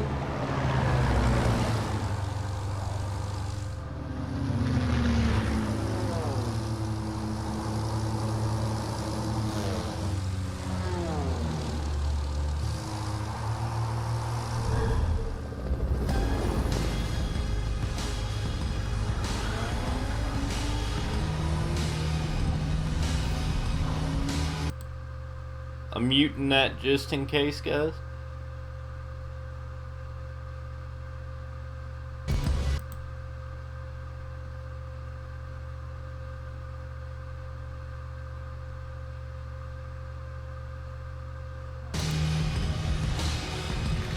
Coming early 2018, okay. Thank you.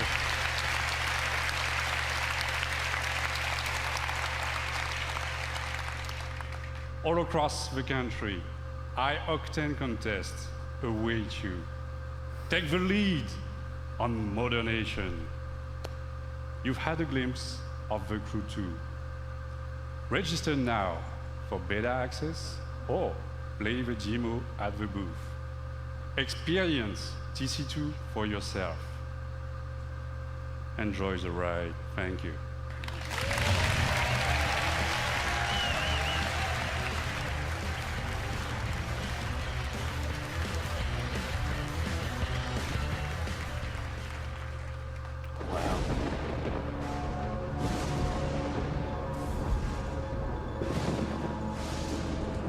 What we got here, ladies and gentlemen? South We all Park. started as one team. We all wanted to be superheroes for the same reason. You're a traitor, Tweak, and now you're with a group of super traitors. This was started by you. We aren't the ones who walked out of the fucking franchise, Mysterion! Why would the Freedom Pals help us? We send a spy, someone in our group who pretends to want to switch sides and join Freedom Pals. Somebody who they don't know very well. This game will not be on my channel, ladies and gentlemen. All that's fair in love and war. Just so y'all know. You fucking animal. You've got problems, new kid. Whatever you did last night got a lot of people's attention. Bad people. If you need information, just know you can rely on Call Girl. Who the fuck is that? So I guess now any fucking asshole thinks they can be a superhero. We're gonna rip you apart. Dude, Mysterion is pissed at you, new kid.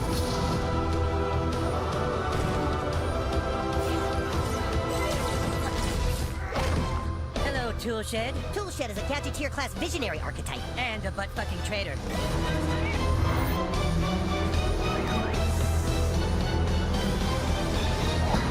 Eric, you must listen to me.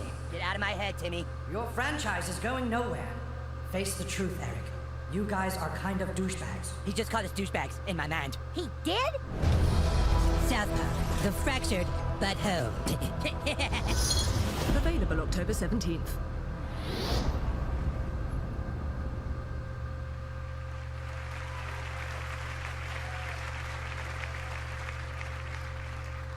Okay. I ain't got nothing to say to that, guys. Whoa, where are we going here, ladies and gentlemen?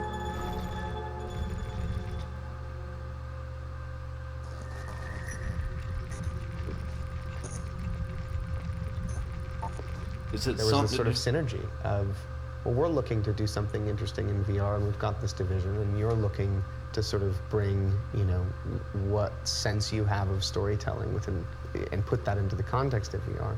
You can, for the first time as a player, feel like you are in a movie. That's a really good word for it. We want you to take off the gear and still feel unsettled.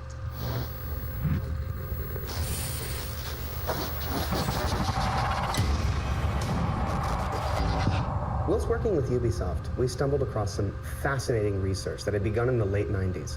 Essentially, neuroscientists had figured out a way to upload brain data, trauma, emotions, memories, to the digital space.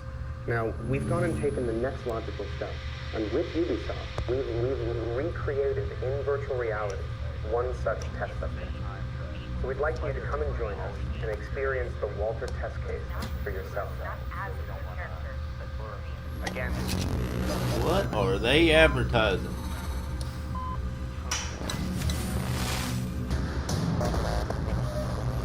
Some awesome virtual reality.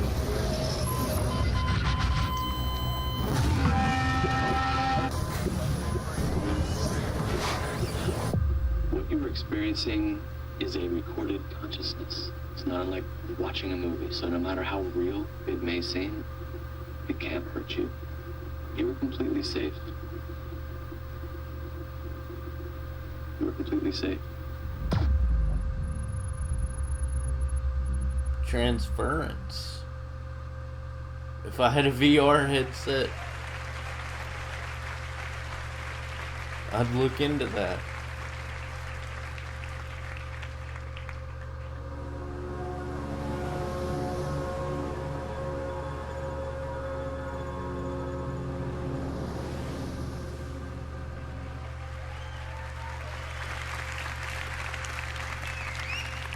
And now, I'm happy to share a new surprise with you.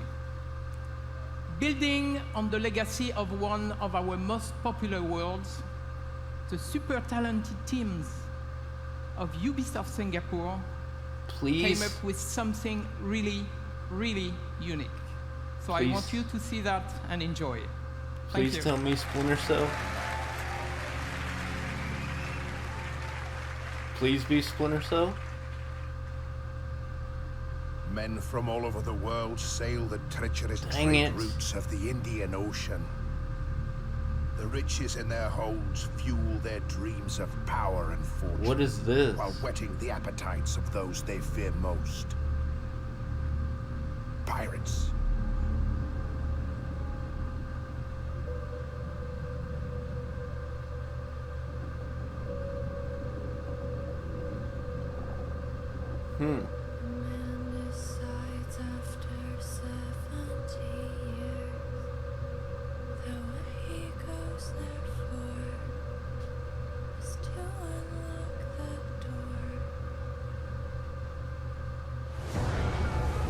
No.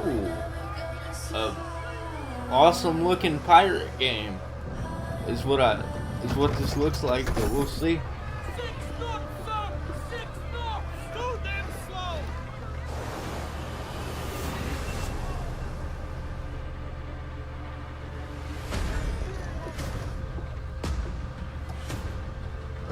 Whoa.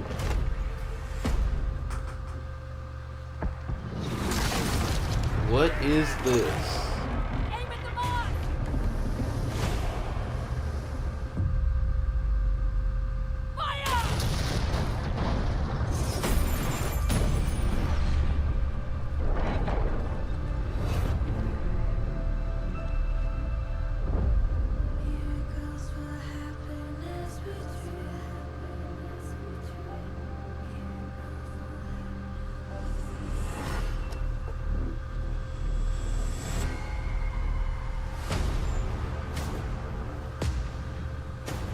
Uh-oh.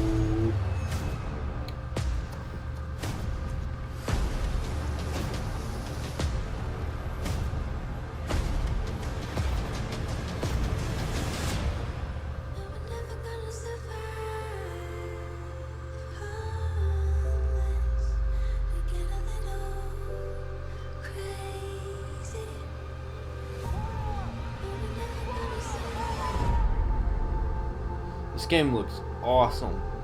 I don't know what it is, but I'm hyped for it, whatever it may be.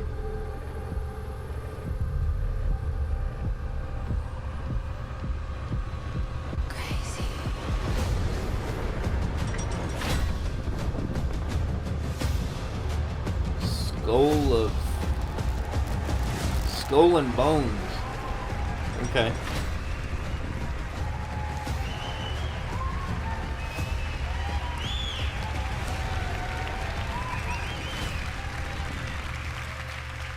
"120 days. That's how long the average pirate survived a lawless life on the seas during the golden age of piracy.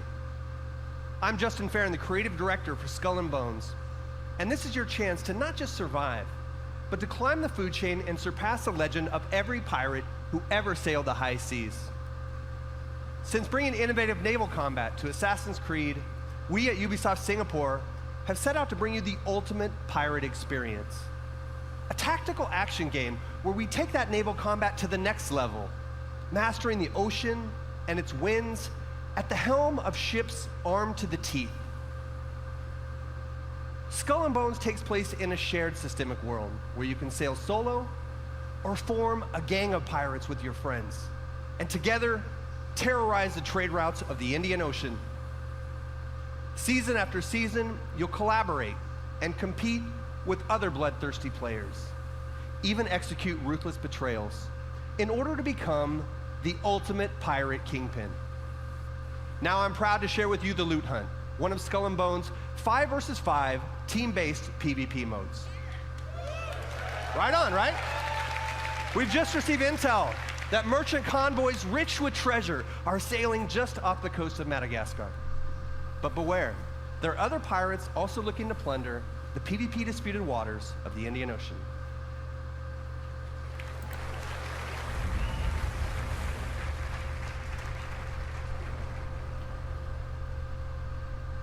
The Priscilla Shallows of Madagascar. Located on the cusp of a bustling trade route, it is the perfect place for an ambush. Here is our gang of pirates, the Raiders, going head-to-head with a gang of rival players, the Cutthroats. Victory goes to the team with the most loot at the end of the hunt.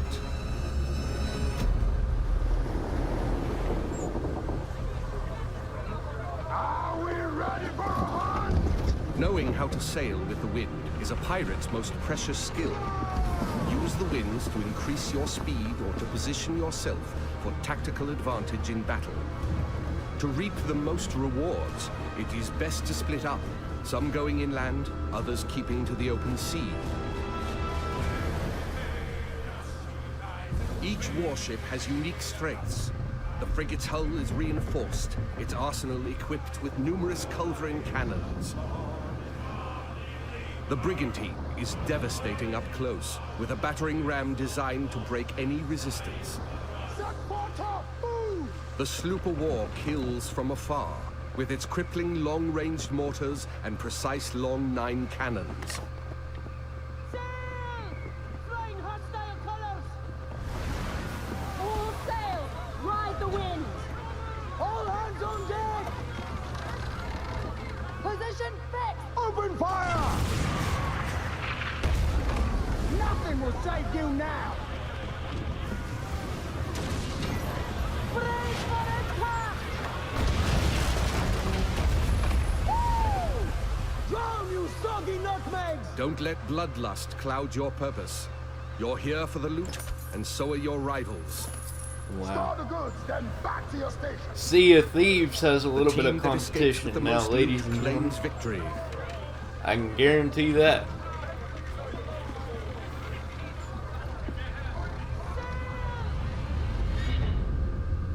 Searching for more targets on the horizon. Our sloop of war spots a rival pirate ship further inland.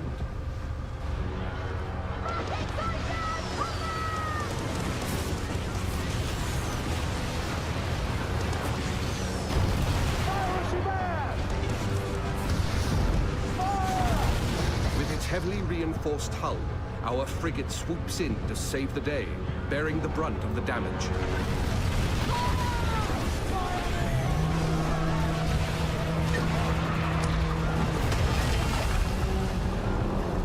Another day, another victim! That's awesome. Speed, Mr. Mercy! Vamos con todo! Our gang of pirates is now taking aim at the frigate, and it will take team coordination to take her down. Fuego! Hold tight, lad! That ship's badly damaged! They are killing! We can take their ship! With the enemy ship's broadside now vulnerable, our frigate rushes in to board her. No water!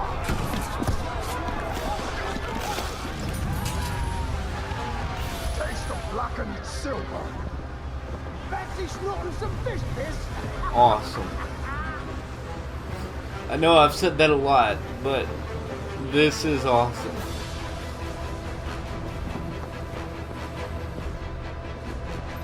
We've got pirate hunters!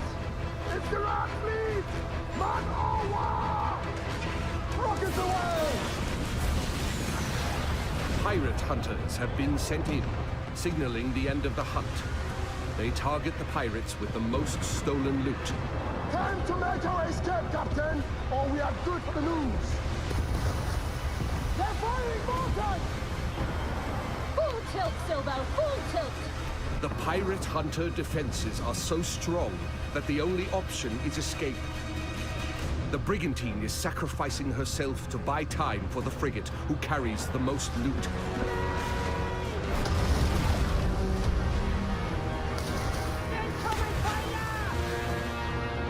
The frigate now needs to make its escape through the reefs. Captain, let's make for the reefs! Successful pirates know when to run, with their hulls full and the wind at their backs.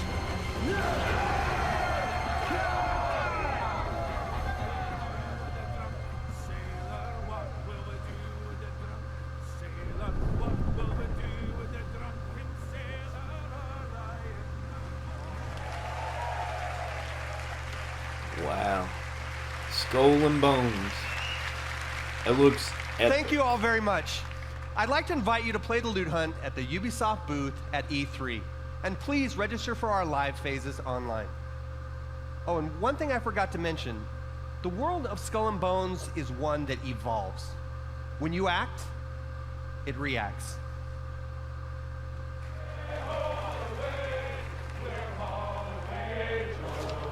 That if I did not kiss the girls, my lips would grow a moldy. Way ho away, will ho away. What in the world?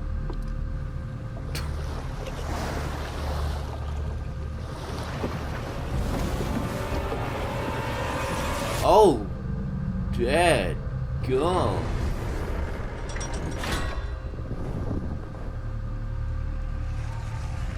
I wanted to know what was going to happen to that ship. Come on now. Fall 2018. Yeah.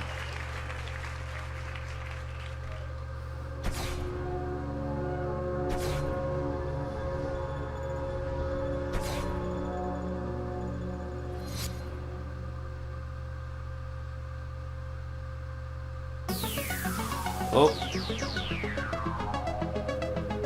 If this is what I think it is, I will have to mute this. Yep. It's Just Dance. I'm sorry, I don't want to play this song because I don't want to get content ID matched or something like that.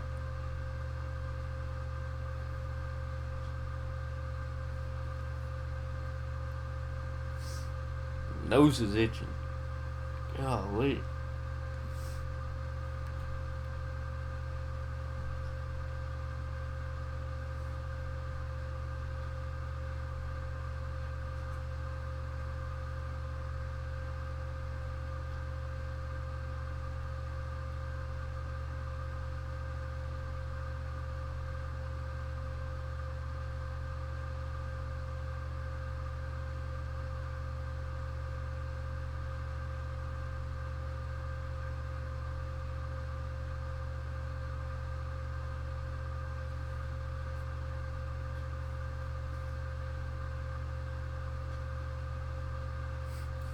Panda.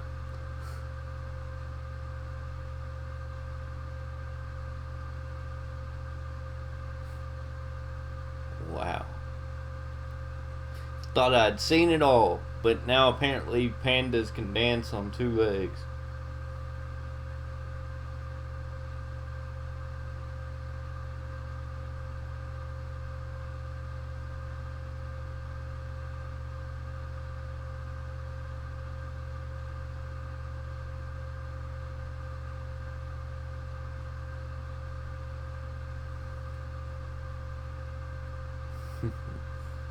Wow.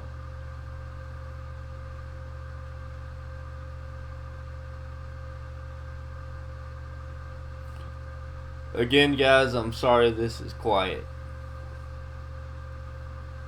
but I had to.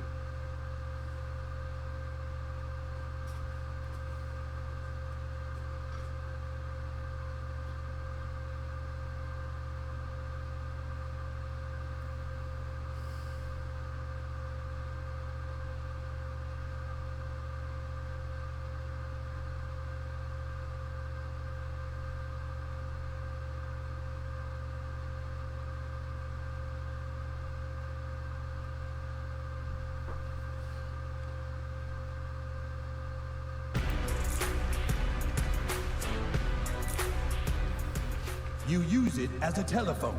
You use it as a camera. It's What your in the music player, world? your flashlight, calculator, and GPS navigation device. But now, finally, the most high-tech company in the world has unlocked the mobile phone's true potential so that it can do what it was truly meant to do. We are playing Cowboys and Indians. What? Hey, new kid, we need you to come play with us. Put on some cowboy shit and meet us outside. And bring your phone. Whoa, we're playing Cowboys and Indians, dickhole. Inuits are technically Native Americans. This new kid puts me to shame. Timmy.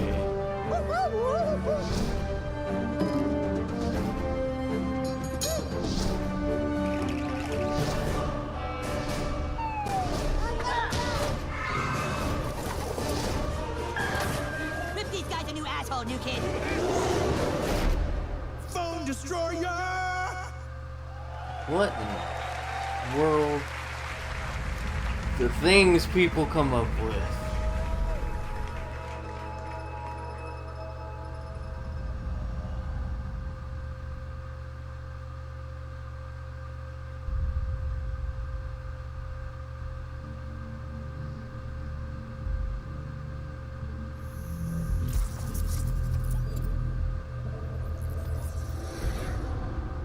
Atlas, jewel of the Pleiades.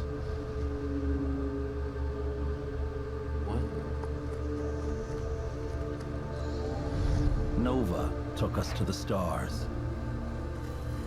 Each new world more incredible than the last.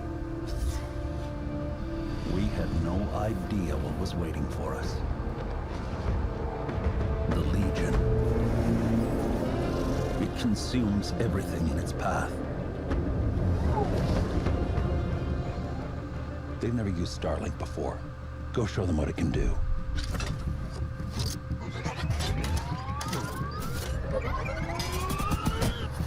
Okay, let's do this. Come on, come on. I got it. Chase, how's it going? Breaking atmosphere.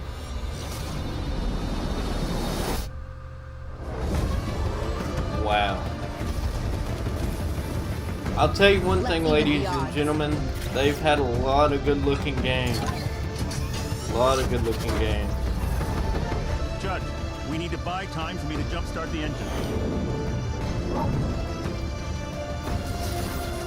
They are resisting ice barrage. Linking fire loadout.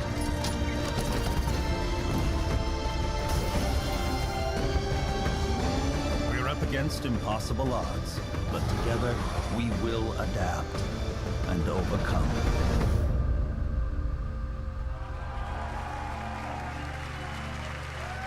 Nice.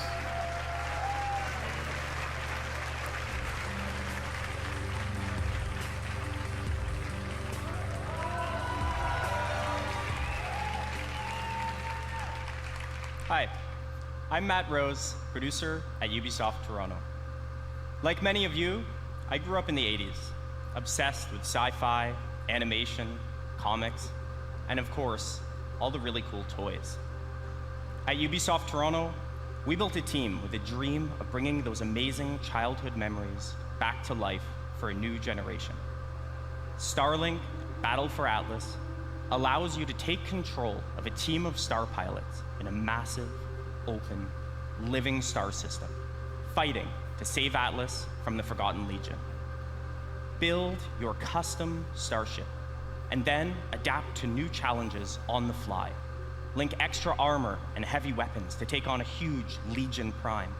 Search for ancient secrets lost on the worlds of Atlas, or outrun outlaws through an asteroid field. Freedom is at the core of Starlink Battle for Atlas. Collect your way with both physical Starship collectibles and digital versions available, and even take your game on the go using the power of Nintendo Switch.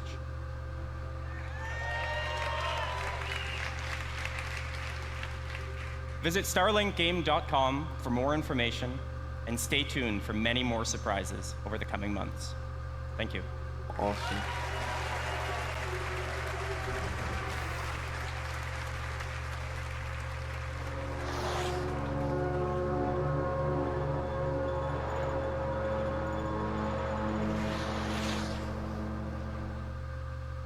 Hi, I'm Rebecca Koutaz.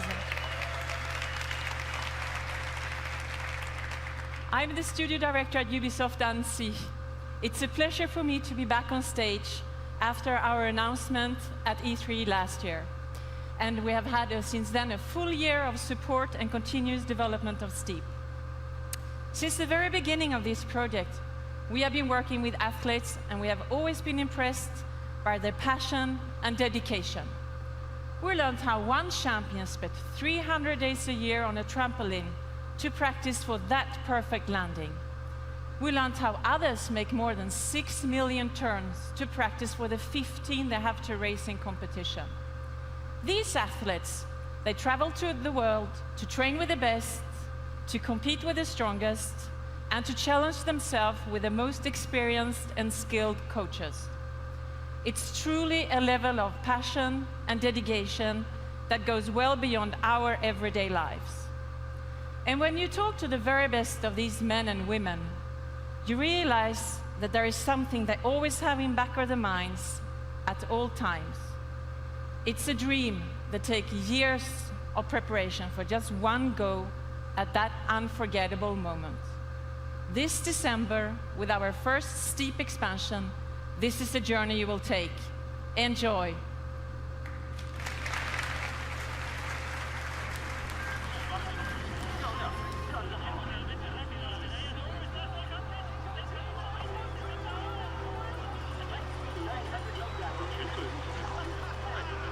Child, you would wait Oop. and watch from far away, but you are. Sorry, guys. Man, they're using a lot of copyrighted music.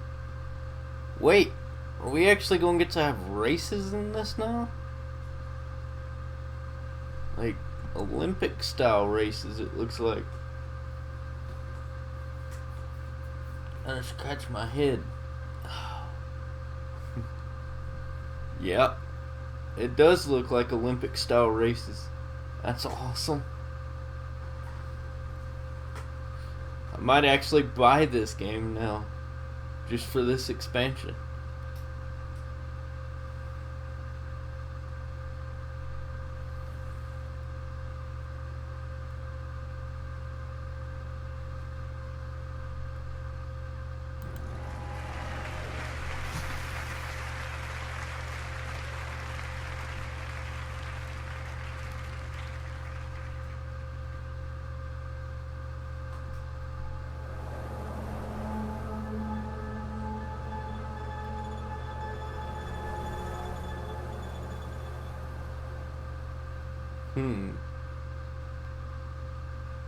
What is this? Far Cry 5.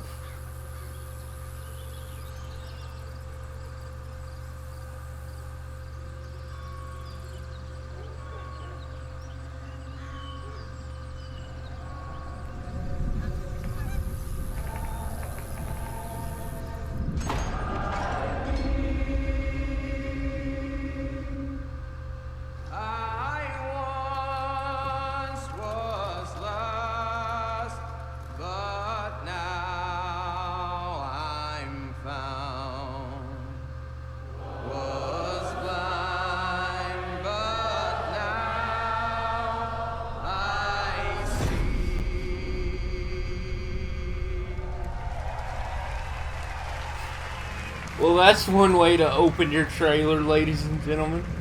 Golly. Have them sing Amazing Grace. Hi, my name is Dan Hay, and I'm the executive producer of Far Cry the Brand, as well as the creative director of Far Cry 5. I'd like to introduce you to Hope County, Montana. Vast, beautiful, rugged. A place where people don't even lock their front door anymore. But that's how it used to be. Today, Hope County's been overrun by a fanatical cult. You find yourself trapped deep in cult territory, cut off from the rest of the world. They've closed the roads. There's no cell phone signal, no 911. People are fucking scared. I had to say it.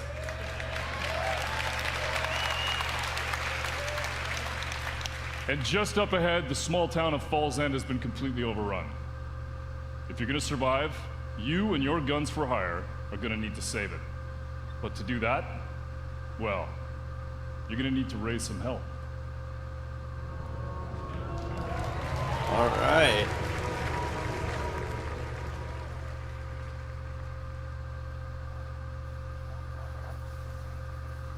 Gameplay. Awesome.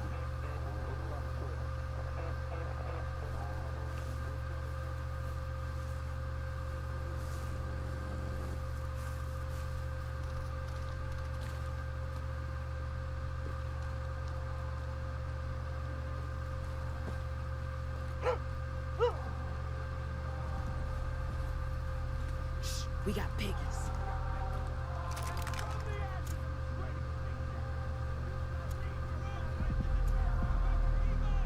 Town looks like a war zone. Dang. Where do you want me?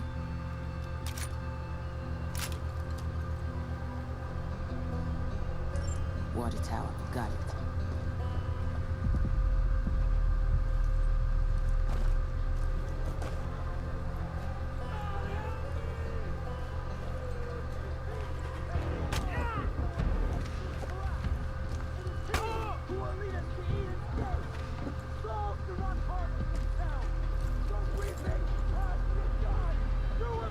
I'm in position.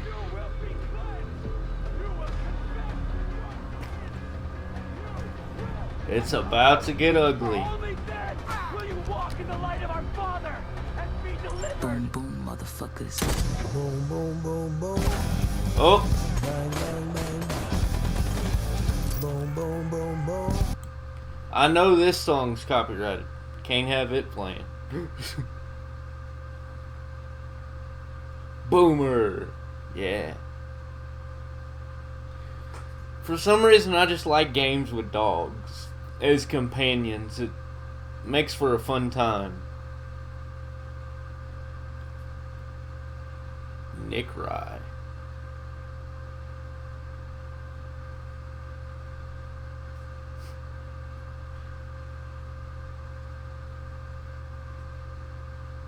I wonder if that's couch co-op or if that has to be online co-op. It's probably not couch co-op. No one thinks about us couch people anymore. The ones who might just want to play with their family. He just got ran over by a, I forget what you call those type tractors and stuff. Wow. Awesome.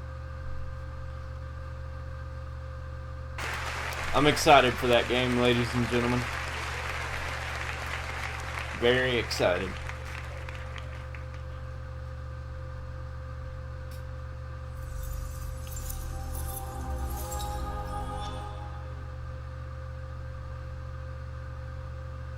Got anything else for us, guys? Maybe a Splinter Cell announcement? Please?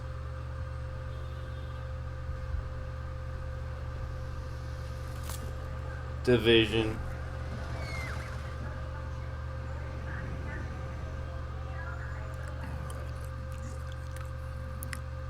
Where's your master? I don't deal with domesticated. I eat the fuck. I ain't got no master, but I do have your little toy. Show me the idol. Show me the Redeemer. Here you go, mate. World. Yo, hand it over. I got a hot date. We don't do late. Monkey's got a date.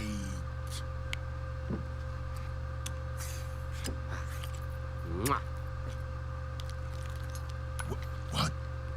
What? What? That's Swiss fucking chocolate, pig.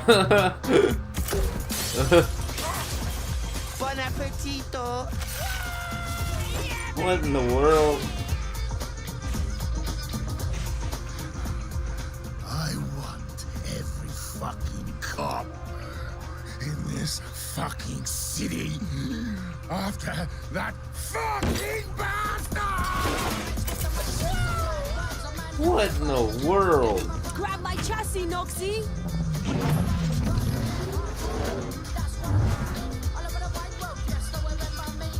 Easy peasy, bro. Shit! Hang on! Bang, bang, motherfuckers!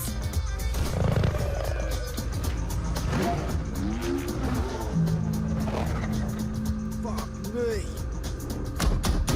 Language. Damn!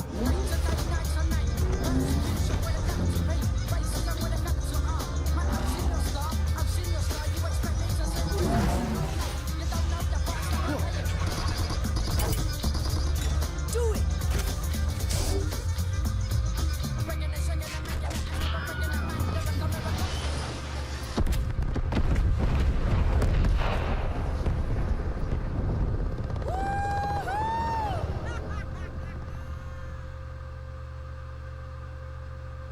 What in the world is this?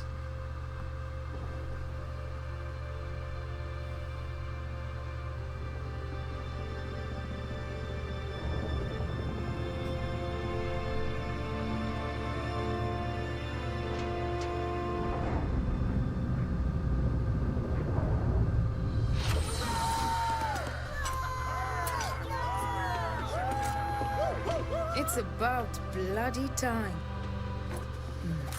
Let's see what we've got.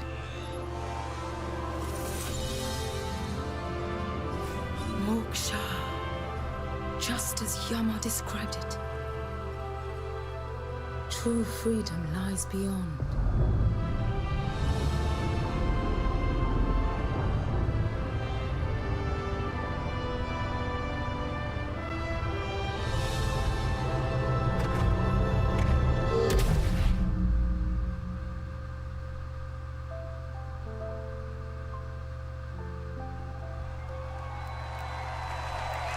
Beyond Good and Evil 2.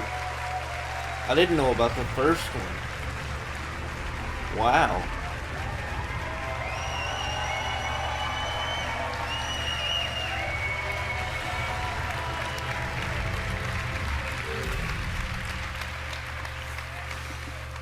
Thank you. Thank you very much.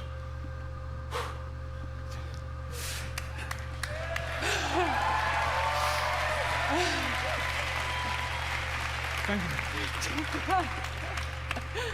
First of all, I want to say a big thank you to all the teams who worked very, very, very hard on creating all this world.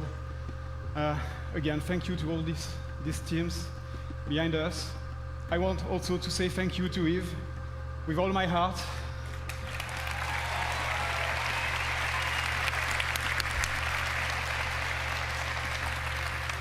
Thanks, Yves, for making this happen. This is just amazing.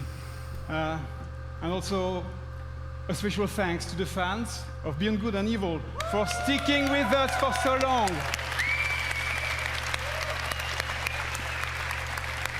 It's about bloody time. 15 years. Almost.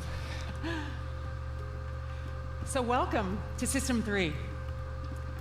Our story takes place before the birth of Jade, in a multi-ethnic, multicultural human society in a distant solar system. It is a time when corporations create hybrids in their labs and enslave them to colonize the stars in order to compete for power and cosmic resources.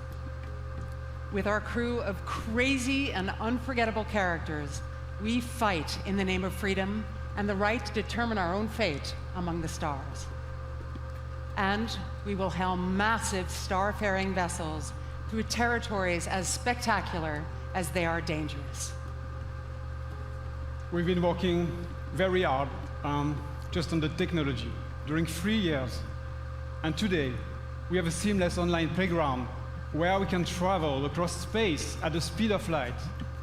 We can explore mysterious cities and discover unknown lands by ourselves or with friends. And we want you to participate in the making of this great adventure. Join our Space Monkey program.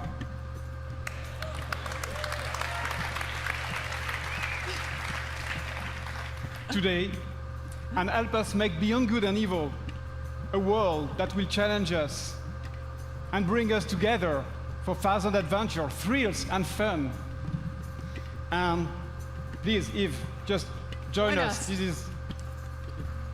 Thank you. Thank you. Yeah, congratulations, you guys. You know, Gabriel and Michel, you've done a fantastic job. It's amazing what you have been able to achieve, and you and I and all the teams have the power of creating games that will amaze all the gamers. And I think video games can help us to grow and to get better. So thank you very much. Thank you. Thank you. Congratulations. Thank you. Thank you. Wow.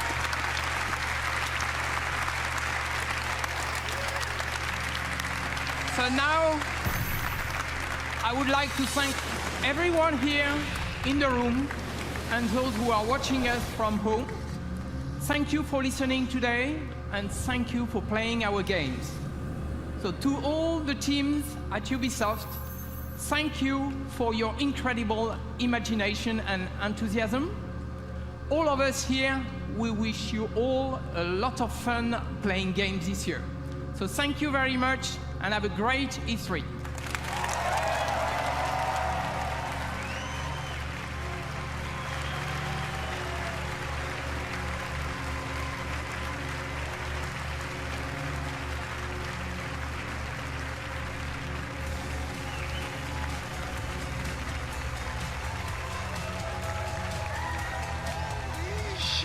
Okay, wait, look, most importantly, it's not over. The show is not over, folks. We're gonna send you back to the home base behind the theater. We have 30 minutes of an exclusive, what is it? I lost it. Assassin's Creed Origins exclusive gameplay. 30 minutes right now. Let's go back to home base outside the theater. Thank you for watching. It's not over. Stay tuned. Holy shit! Oh my God. Hey there, folks. What a show and what an ending, huh, guys? Wow. That was amazing. Fantastic. It was jam-packed with great games, and we've got more great games to show you right now, specifically Assassin's Creed Origins. I'm Chris Waters, joined by Hanny Duong, Carl Lua, and Ash Ismail from the Assassin's Creed Origins team.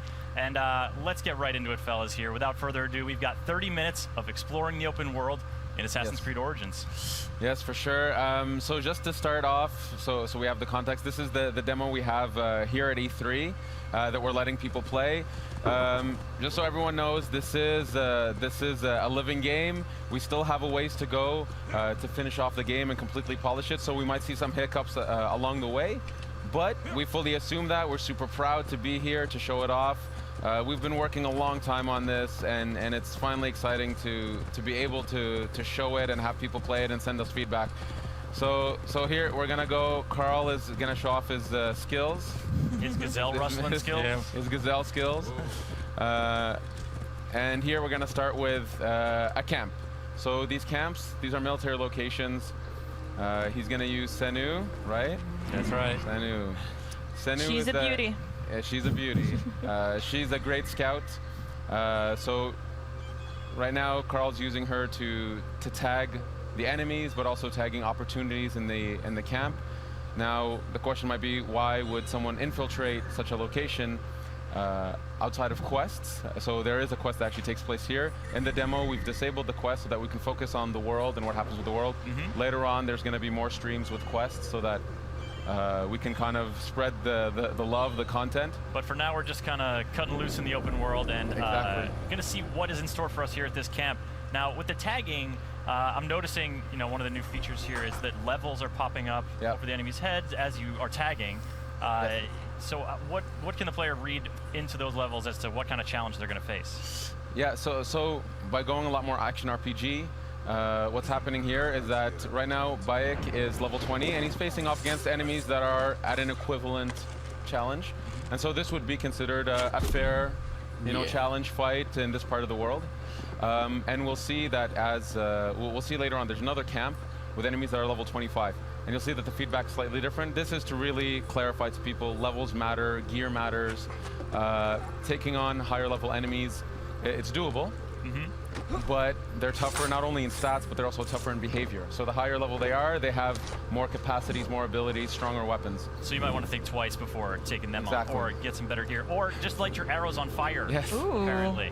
What are you doing there, Carl? I think I'm going to cause a little bonfire down here. Why not? Because it's not hot enough. Yes. Just a little more warmth from the bonfire. Speaking of which, my feet are on fire. We are in the middle of the sun it is really hot out here. We here. suffer for your entertainment, viewers. This is the live streaming equivalent of method acting. Is Bayek is warm right now. You think that hood is like keeping him cool? That hood is warm, and I will say for the fans out there who. Oh, the lion's attacking the horse. Attacking the horse. He's got a snack on some horse meat. It is a distraction. He's been caged up for a while. So that's something that we fully embrace in here. So all the NPCs of the world, all the humans, all the animals, they have a full life in the world. They have needs, they have wants. Animals, they hunt, they sleep, they find shade. So in this case, this lion has been captured and been put in a cage. And at this point, it becomes an opportunity for the player. You can't always guarantee it, but okay. So these guys they sense something. They've seen a lion getting released. They've seen. Kind of hard to miss that one. Yeah, a fire. There you go, Carl. Something's going well down. done. Nice. Well done. All right. Nice job, Carl. So here we go. So we just picked up a bow. So this is something that's really important in Assassin's Creed Origins. It's gear. Goodbye, lion. Terrible. He was so kind to you. Wow. He attacked the horse. He should have been attacking. No real lions were harmed. Out of the frying pan into the fire. So we picked up a bow, and we saw that it was a blue bow, which means that it's a common weapon. So rarities do matter in this game. Yeah. The more rare the equipment is, the more attributes it has, the more properties it has. So as opposed to just does some more damage, it cannot have other properties. Like what is an example? Exactly. So other properties could be things like poison tipped. Being able to generate adrenaline. Adrenaline is a concept. It's a resource in the combat system that allows Bayek to unleash a fury of attacks or just devastating, overpowering attacks. And you can build adrenaline through the combat system. And some weapons charge differently than others, so this is part of the depth of the combat that we want players to mess around with. And this is a whole new combat system, you guys. Boom, headshot. It's way different than the feeling before of being in He felt it. He's dazed. Take him out. Poor guy. Oh, he can cover some ground. So this guy's a commander. That's the gold icon. Uh-oh. Not for long. There we go. Dead. So there we go. So killed. So here we found a second bow. So in a military location, military locations are great for finding equipment and new gear. Aside from playing quests, these are also places to be able to upgrade Bayek with new weapons. Loot all that. So here we found a bow. Oh, we leveled up, which gives us an ability point. So we'll check that out in a second. Check it out now. Yeah, and we found a shield. Oh, cool. Nice. All right, so here we're looking at sort of the skill tree, and I'm seeing 3 different branches. Yeah, it's more of a graph. What that means is there are flavors. So on the one side, what you see here is the Master Seer. This is more the abilities that are aligned with manipulation. So manipulating the environment, animals, and NPCs. In the center, we have the warrior aspect, which is really delving deep into fights. And the hunter aspect, which is more the stealthy approach of being an assassin or being a ranger. And the idea is players can dedicate themselves or go through the graph however they want. That's why it's a graph, because they can actually kind of spread themselves as they wish. They can really craft their own assassin. And you can even focus on one area. If you want to be the absolute ultimate warrior, The ultimate warrior. you can dedicate yourself. So the last ability on each graph, you can keep pumping points into it. So you can really become that super powerful archetype that you wish to play. You just got to chase down a fluorescent outfit and you're good to go.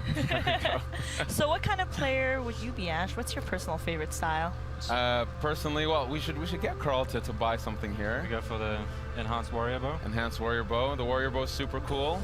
We haven't seen it yet, so maybe we should switch to it if we can. Yeah.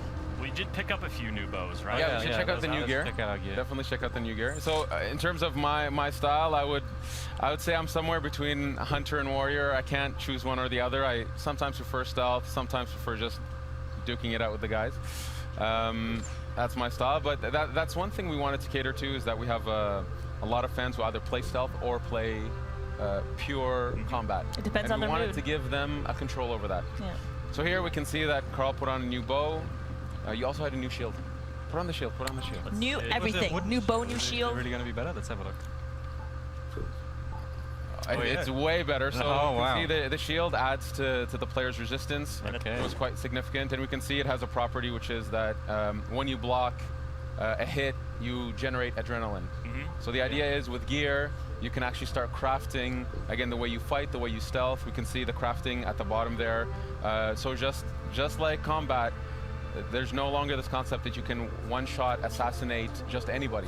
Enemies that are higher level, you'll do stealth damage, but if you want to one-shot them, be that true lethal assassin, you have to craft better hidden blades.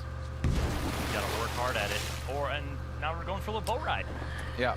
Yeah, trying to cool down in the sea, which I wish I could do right now, because I am on fire. Pretty hot. So this is the amazing tech Singapore has been working on. The water, I think it's some of the most beautiful water in any game. Gorgeous. It's absolutely beautiful. It's completely seamless. We can, at some point, we'll dive underneath. For now, you know, we have an island here. Let's maybe at some point explore the island. Well, this lake is really big. Yeah, can we just get a sort of look at how big this is? So this pretty. is one Take of a the look at things. this lake. Wow. Yeah. I don't know. You I'm can see looking at the draw distance are absolutely stunning. Yeah, this is, for you folks watching, this is running on the Xbox One X. Yeah, it's absolutely beautiful. It's really allowing us to showcase what we can push with our engine, the beauty of the world. We really want to do Egypt justice and show it off, show off our artists, show off our technical people, our programmers who bring this to life. It's gorgeous. So here we can see some boats in the distance. This bigger ship here. There's always opportunities. The world is alive. You know, fishermen are out catching fish. They'll take their goods to shore, to docks, take them to the markets, go home and sleep at night. And there's always opportunities for the player here. All right, out for a little swim. And you mentioned underwater. Let's take a little dive. Okay, Let's take a little dive. Take a look. You know, I see something dangerous off in the horizon there. Oh, yes. Oh, yes. Oh, what is that? It's a hippo. Oh, man, do we have other He looks pretty creatures? friendly. Let's get closer. See what happens. It's a good idea. Very good idea. Or not. Carl has a great track record with animals, so nothing could go wrong. But so you've heard about his stories from Singapore, I see. So here, so this is a location. The reason there's loot here, the question might be, why is there loot here? The reason there's loot here is actually this island. It's where the Ptolemies, so the guard force, they use this island as a way to stop, to take a break, to actually refill on some of their stocks. And so here we can see there's actually a guard on the other side who's been killed by what? I don't know, but maybe the hippo. Not a hippo. No, he's a good guy. I think we should say hi. Nice dude. He's a nice dude. Oh, I got a spear. You got a spear? Use the spear. Switch to the spear. Okay, let's switch. Yeah, because that's the thing. We've seen sort of that short curved sword in action. The khopesh, But there is a variety of weapons, and the sort of the reach of the longer weapons is going to affect how you are in combat. Exactly. So we have a ton of types of weapons. So 8 melee weapons, 4 types of bows, and this is just the types. Then within them, there's levels, attributes, properties, and all that stuff. And of course, it's a completely seamless system You should here. get We're closer. using the bow in water. You should get in closer, Carl, and see what happens. Those birds, if Carl is good, he can shoot those birds down. I got other problems right now. Let me deal with this angry beast. They're just trying to say hi, Okay. you know? I feel like you're engaging it on its home turf. Like maybe they're slower on land. You don't want to. Oh God. And he's using the spear. Oh no!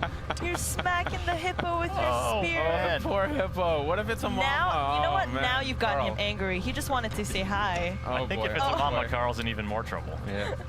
Keep circling You're vicious, yeah. No hippos were harmed in the making of this demo. No, it's no actual hippos No were harmed actual in the hippos. making of Assassin's Creed. This one's Origins. being harmed, though. There we go. All right. So when you loot a hippo, what are you gaining from this beast? So, What was the purpose of this did you ever massacre? think you would say that sentence in public? So animals. So the fauna of Egypt. Whoa. Is, Okay. Just throw that guy off his boat? Yeah. Poor guy. So Sorry. this is. Sorry, buddy. There's a hippo just over there. Careful, huh? You'll use the corpse as a float. You'll be fine. Carl style. This is Carl style. Obviously Egypt, it's very well known for its fauna, its wildlife, and we need it to represent that properly here. And then we have to say, well, it matters to the player on some level. So this is part of the progression system. So you gain materials that you would use to craft some of your gear. So that's. Oh! Boom. You're just a shit No, starter, aren't this you, is- Carl? This is military. It's all right. These are military dudes. Oh, put He's on fire now. Okay. Ooh, fire on a yeah. boat. That's a recipe for disaster. I like it. Oh, the fisherman's coming in dangerously. Oh boy. Is someone else mixing it up over there? There we go. Oh, now the boat's on no, fire. It's coming for me, though. He knew that his boat was in trouble. I better leave. Just leave him to tread water. Yeah. So you know what? If the situation was slightly different, I if love how Carl, this guy's just along for the ride. He's just in front of you the like, guy's just what is chilling. happening? Yeah. The guy's just chilling. The thing is, Bayek is a Magi. They are protectors of Egypt. They're protectors of the Egyptian way of life, and Egyptians have a high respect for Magi's, and they go to them for help. This is actually feeds into the questing system, actually. So, as a Magi, he respects them. He's gonna let him take his boat for a ride. You do you, Bayek. You do you. Set boats on fire. I like it too because he's not like obviously the boat's important to that dude. Like it's probably his livelihood. He's like, look, man, you can take this wherever you want, but I need it when you're done. Yeah, just be sure you bring it back in one chilling piece. for a bit. He'll even wait a bit. Eventually, he'll leave, but he'll wait a bit for now. He's watching me carefully. So courteous. Like, So hey, in courteous. case you need a getaway vehicle, I'm here, bro. Cool. Exactly. So here, this is another military camp, but this one's slightly different. This one's a wharf. Here, what we wanted to show is just what it's like to take on enemies that are much higher level. So here we'll see some guards. So there's some in the front gate there. So level 25, you see that the badge is red, which is kind of telling the player, yes, you can try. You can try. Try your best. You can Take a run at him.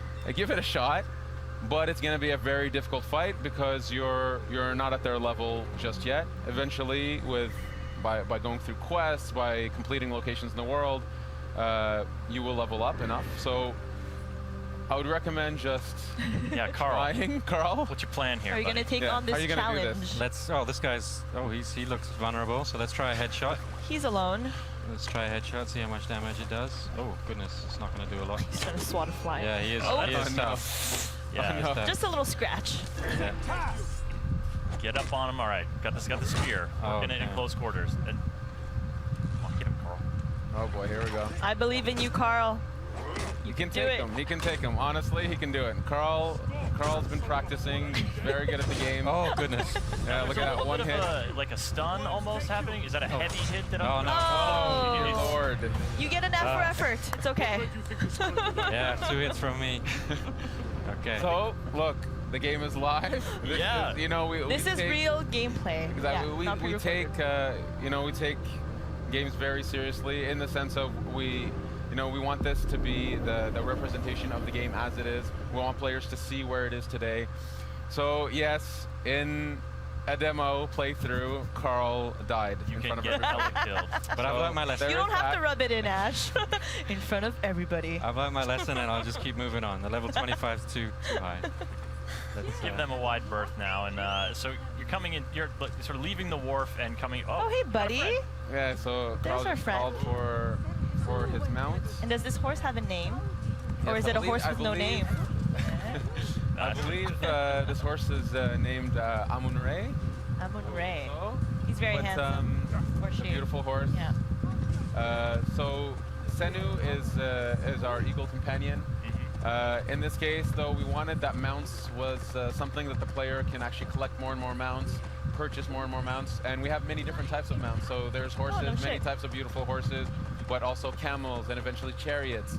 Camels. Yeah, and they all have their value, and so you can actually have different types of horses. Senu being the eagle companion that stays with you through the journey. So there we go. So we have this beautiful black horse here. Does the camel Black have stallion. a spit attack? Because I hear they do that. A spit attack, no, but you can rear with the horse. You can rear with the horse. The camel. Get the hooves in there.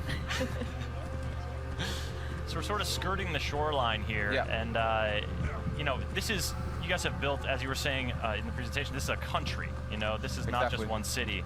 So what kind of region are we in? Yeah, actually, before we go in, so here we found Umeria, which is a port village. Actually, maybe I'll ask Carl to go to the map. Sure. You can go to the map just to kind of give a general spacing of the world. So this is the lake that we've seen with Senu. If we keep zooming out, this is the aspect of the demo. The lake is where the demo takes place. Since we were riding a bit north of it earlier, we started around here. Yeah, that's how we unfog the world, by visiting the world. You unfog it, but just to give a breadth of this country that we've built. Oh my goodness. Yeah, move around just to show it's. Whoa. Yeah, it keeps ginormous. going. It's absolutely massive. Up to Alexandria in the north. Yeah, Alexandria. There's the Giza Delta. Desert, the Nile Delta, the Giza Plateau, Memphis, the ancient city of Memphis, and it goes on. Then there's Fayum, Crocodilopolis down in the south. The world. Crocodilopolis. Yes. Real city. I like that place, Thieves Land. What's going on? Does anybody ever go there? Really honest It's people just like like, that. I think no, you don't want to go down. daring players should go there. There's a lot of cool stuff in it for them. So just to give an idea that we, this is a country. Egypt is, it's such a majestic setting, and we've dreamed of going to this place. And so when we started, and we decided we're going to Egypt, we understood that it was going to be, a labor of love. It was gonna push us to develop new technologies, to build such a crazy big world. And then to even populate the world with all these people that actually have agendas and purpose. For example, these people over here are being attracted by an event, if Carl would look at it. Oh God. Yeah. Oh my goodness. Yeah. Oh, Egypt is hard. Egypt, it was a tough life. Place. Let's investigate. Priest, what has the boy done to deserve this? This has nothing to do with you. Back away. The boy will get what he deserves. I serve Sobek. I am a slave. Boy, what are you accused of? I was charged with ferrying 2 gold Sobeks to Crocodilopolis. Just out of port, my ship sank by the lighthouse. I almost drowned. The statues were lost. I didn't steal them. Silence! And you, step back, Sayeti. Wait, do not threaten me, Ned. I am a Magi. If the boy speaks the truth, I will find your gold Sobeks. If he lies, he is yours to deal with. So here we got a little bit of a taste of Bayek's personality and his attitude towards these masked priests that abuse their power. And this is a side quest. So our players can expect this type of quality, cinematics, great characters, in the optional content in the side quest. And we have hundreds of stories to tell. Egypt was a really wonderful place. Then we found so much amazing stories that we wanted a way to be able to tell them, and the quest structure allowed us to do that. But again, we're saving the quest stuff for other streams, for YouTubers out there. So for now, we'll continue with playing through the world. Shenanigans. Yeah, if you folks are just joining us, we're playing Assassin's Creed Origins on the Xbox One X with Ash and Carl from the Assassin's Creed Origins dev team. I'm Chris, this is Hanny, and we'll be doing this for about 10 more minutes, so stick around. We've got plenty of open world stuff to show you, and some explorations here as Senu scouts out some more locations. She's a good girl. So here, actually, I'm going to ask Carl to not stealth this one. the reason we're showing these different locations, different camps and warps is actually we wanted to show a bit of stealth. We want to show a bit of fight. So I'm going to ask Carl. All right. Well, what do we got in our arsenal here? He needs to earn some redemption. Oh yeah. Okay. He needs to earn redemption. This time, win this one, Carl. Okay, let's give it a try. For the Here lad. I come, out the bushes. Are you going in with the spear? I'll just shoot him in the chest first, wake him up. Good wake-up call. There we go. Nice. Okay, all right, all Nice right. dodge. Come on, Carl. Redeem yourself. Boom. Nice job so far. At some point, yes. just to show the One more hit and he's dead. the Yes. versatility Yes. of the fight. You can take out your bow.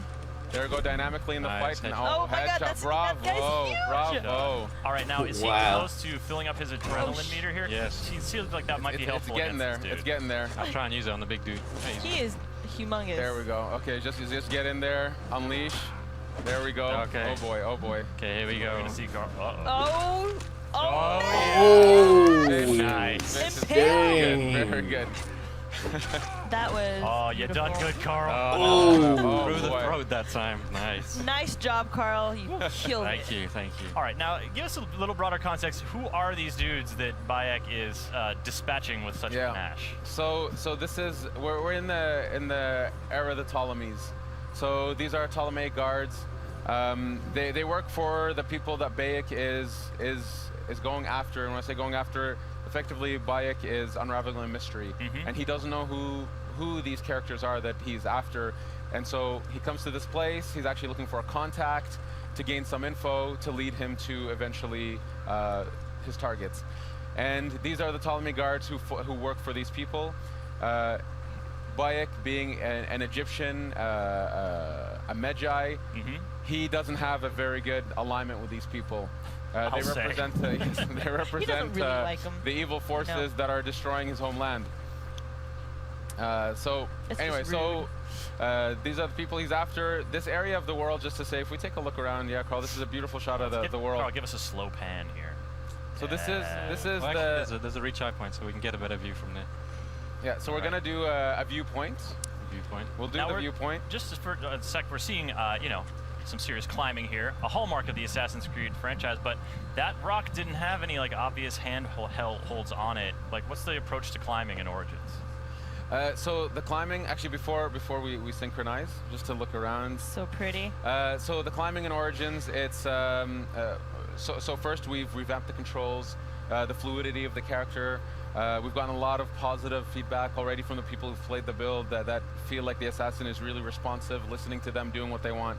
And we pushed that to the climbing, where we said, you know what, we should be able to climb any surface we want. So we've created a tech for Bayek when he's climbing to be able to put his hands and footholds into crevices and so on any surface. So effectively to be able to climb anywhere. We wanted, as the most seamless experience that we can have. Here you can see the world is absolutely beautiful. See that that distance, that top peak in the distance? We could just go there at some point if we wish to. Swimming, by boat, by camel, whatever. And there's secrets up there for us. There's really I cool love stuff. secrets. There's really cool discoveries to find. Here, why don't we synchronize?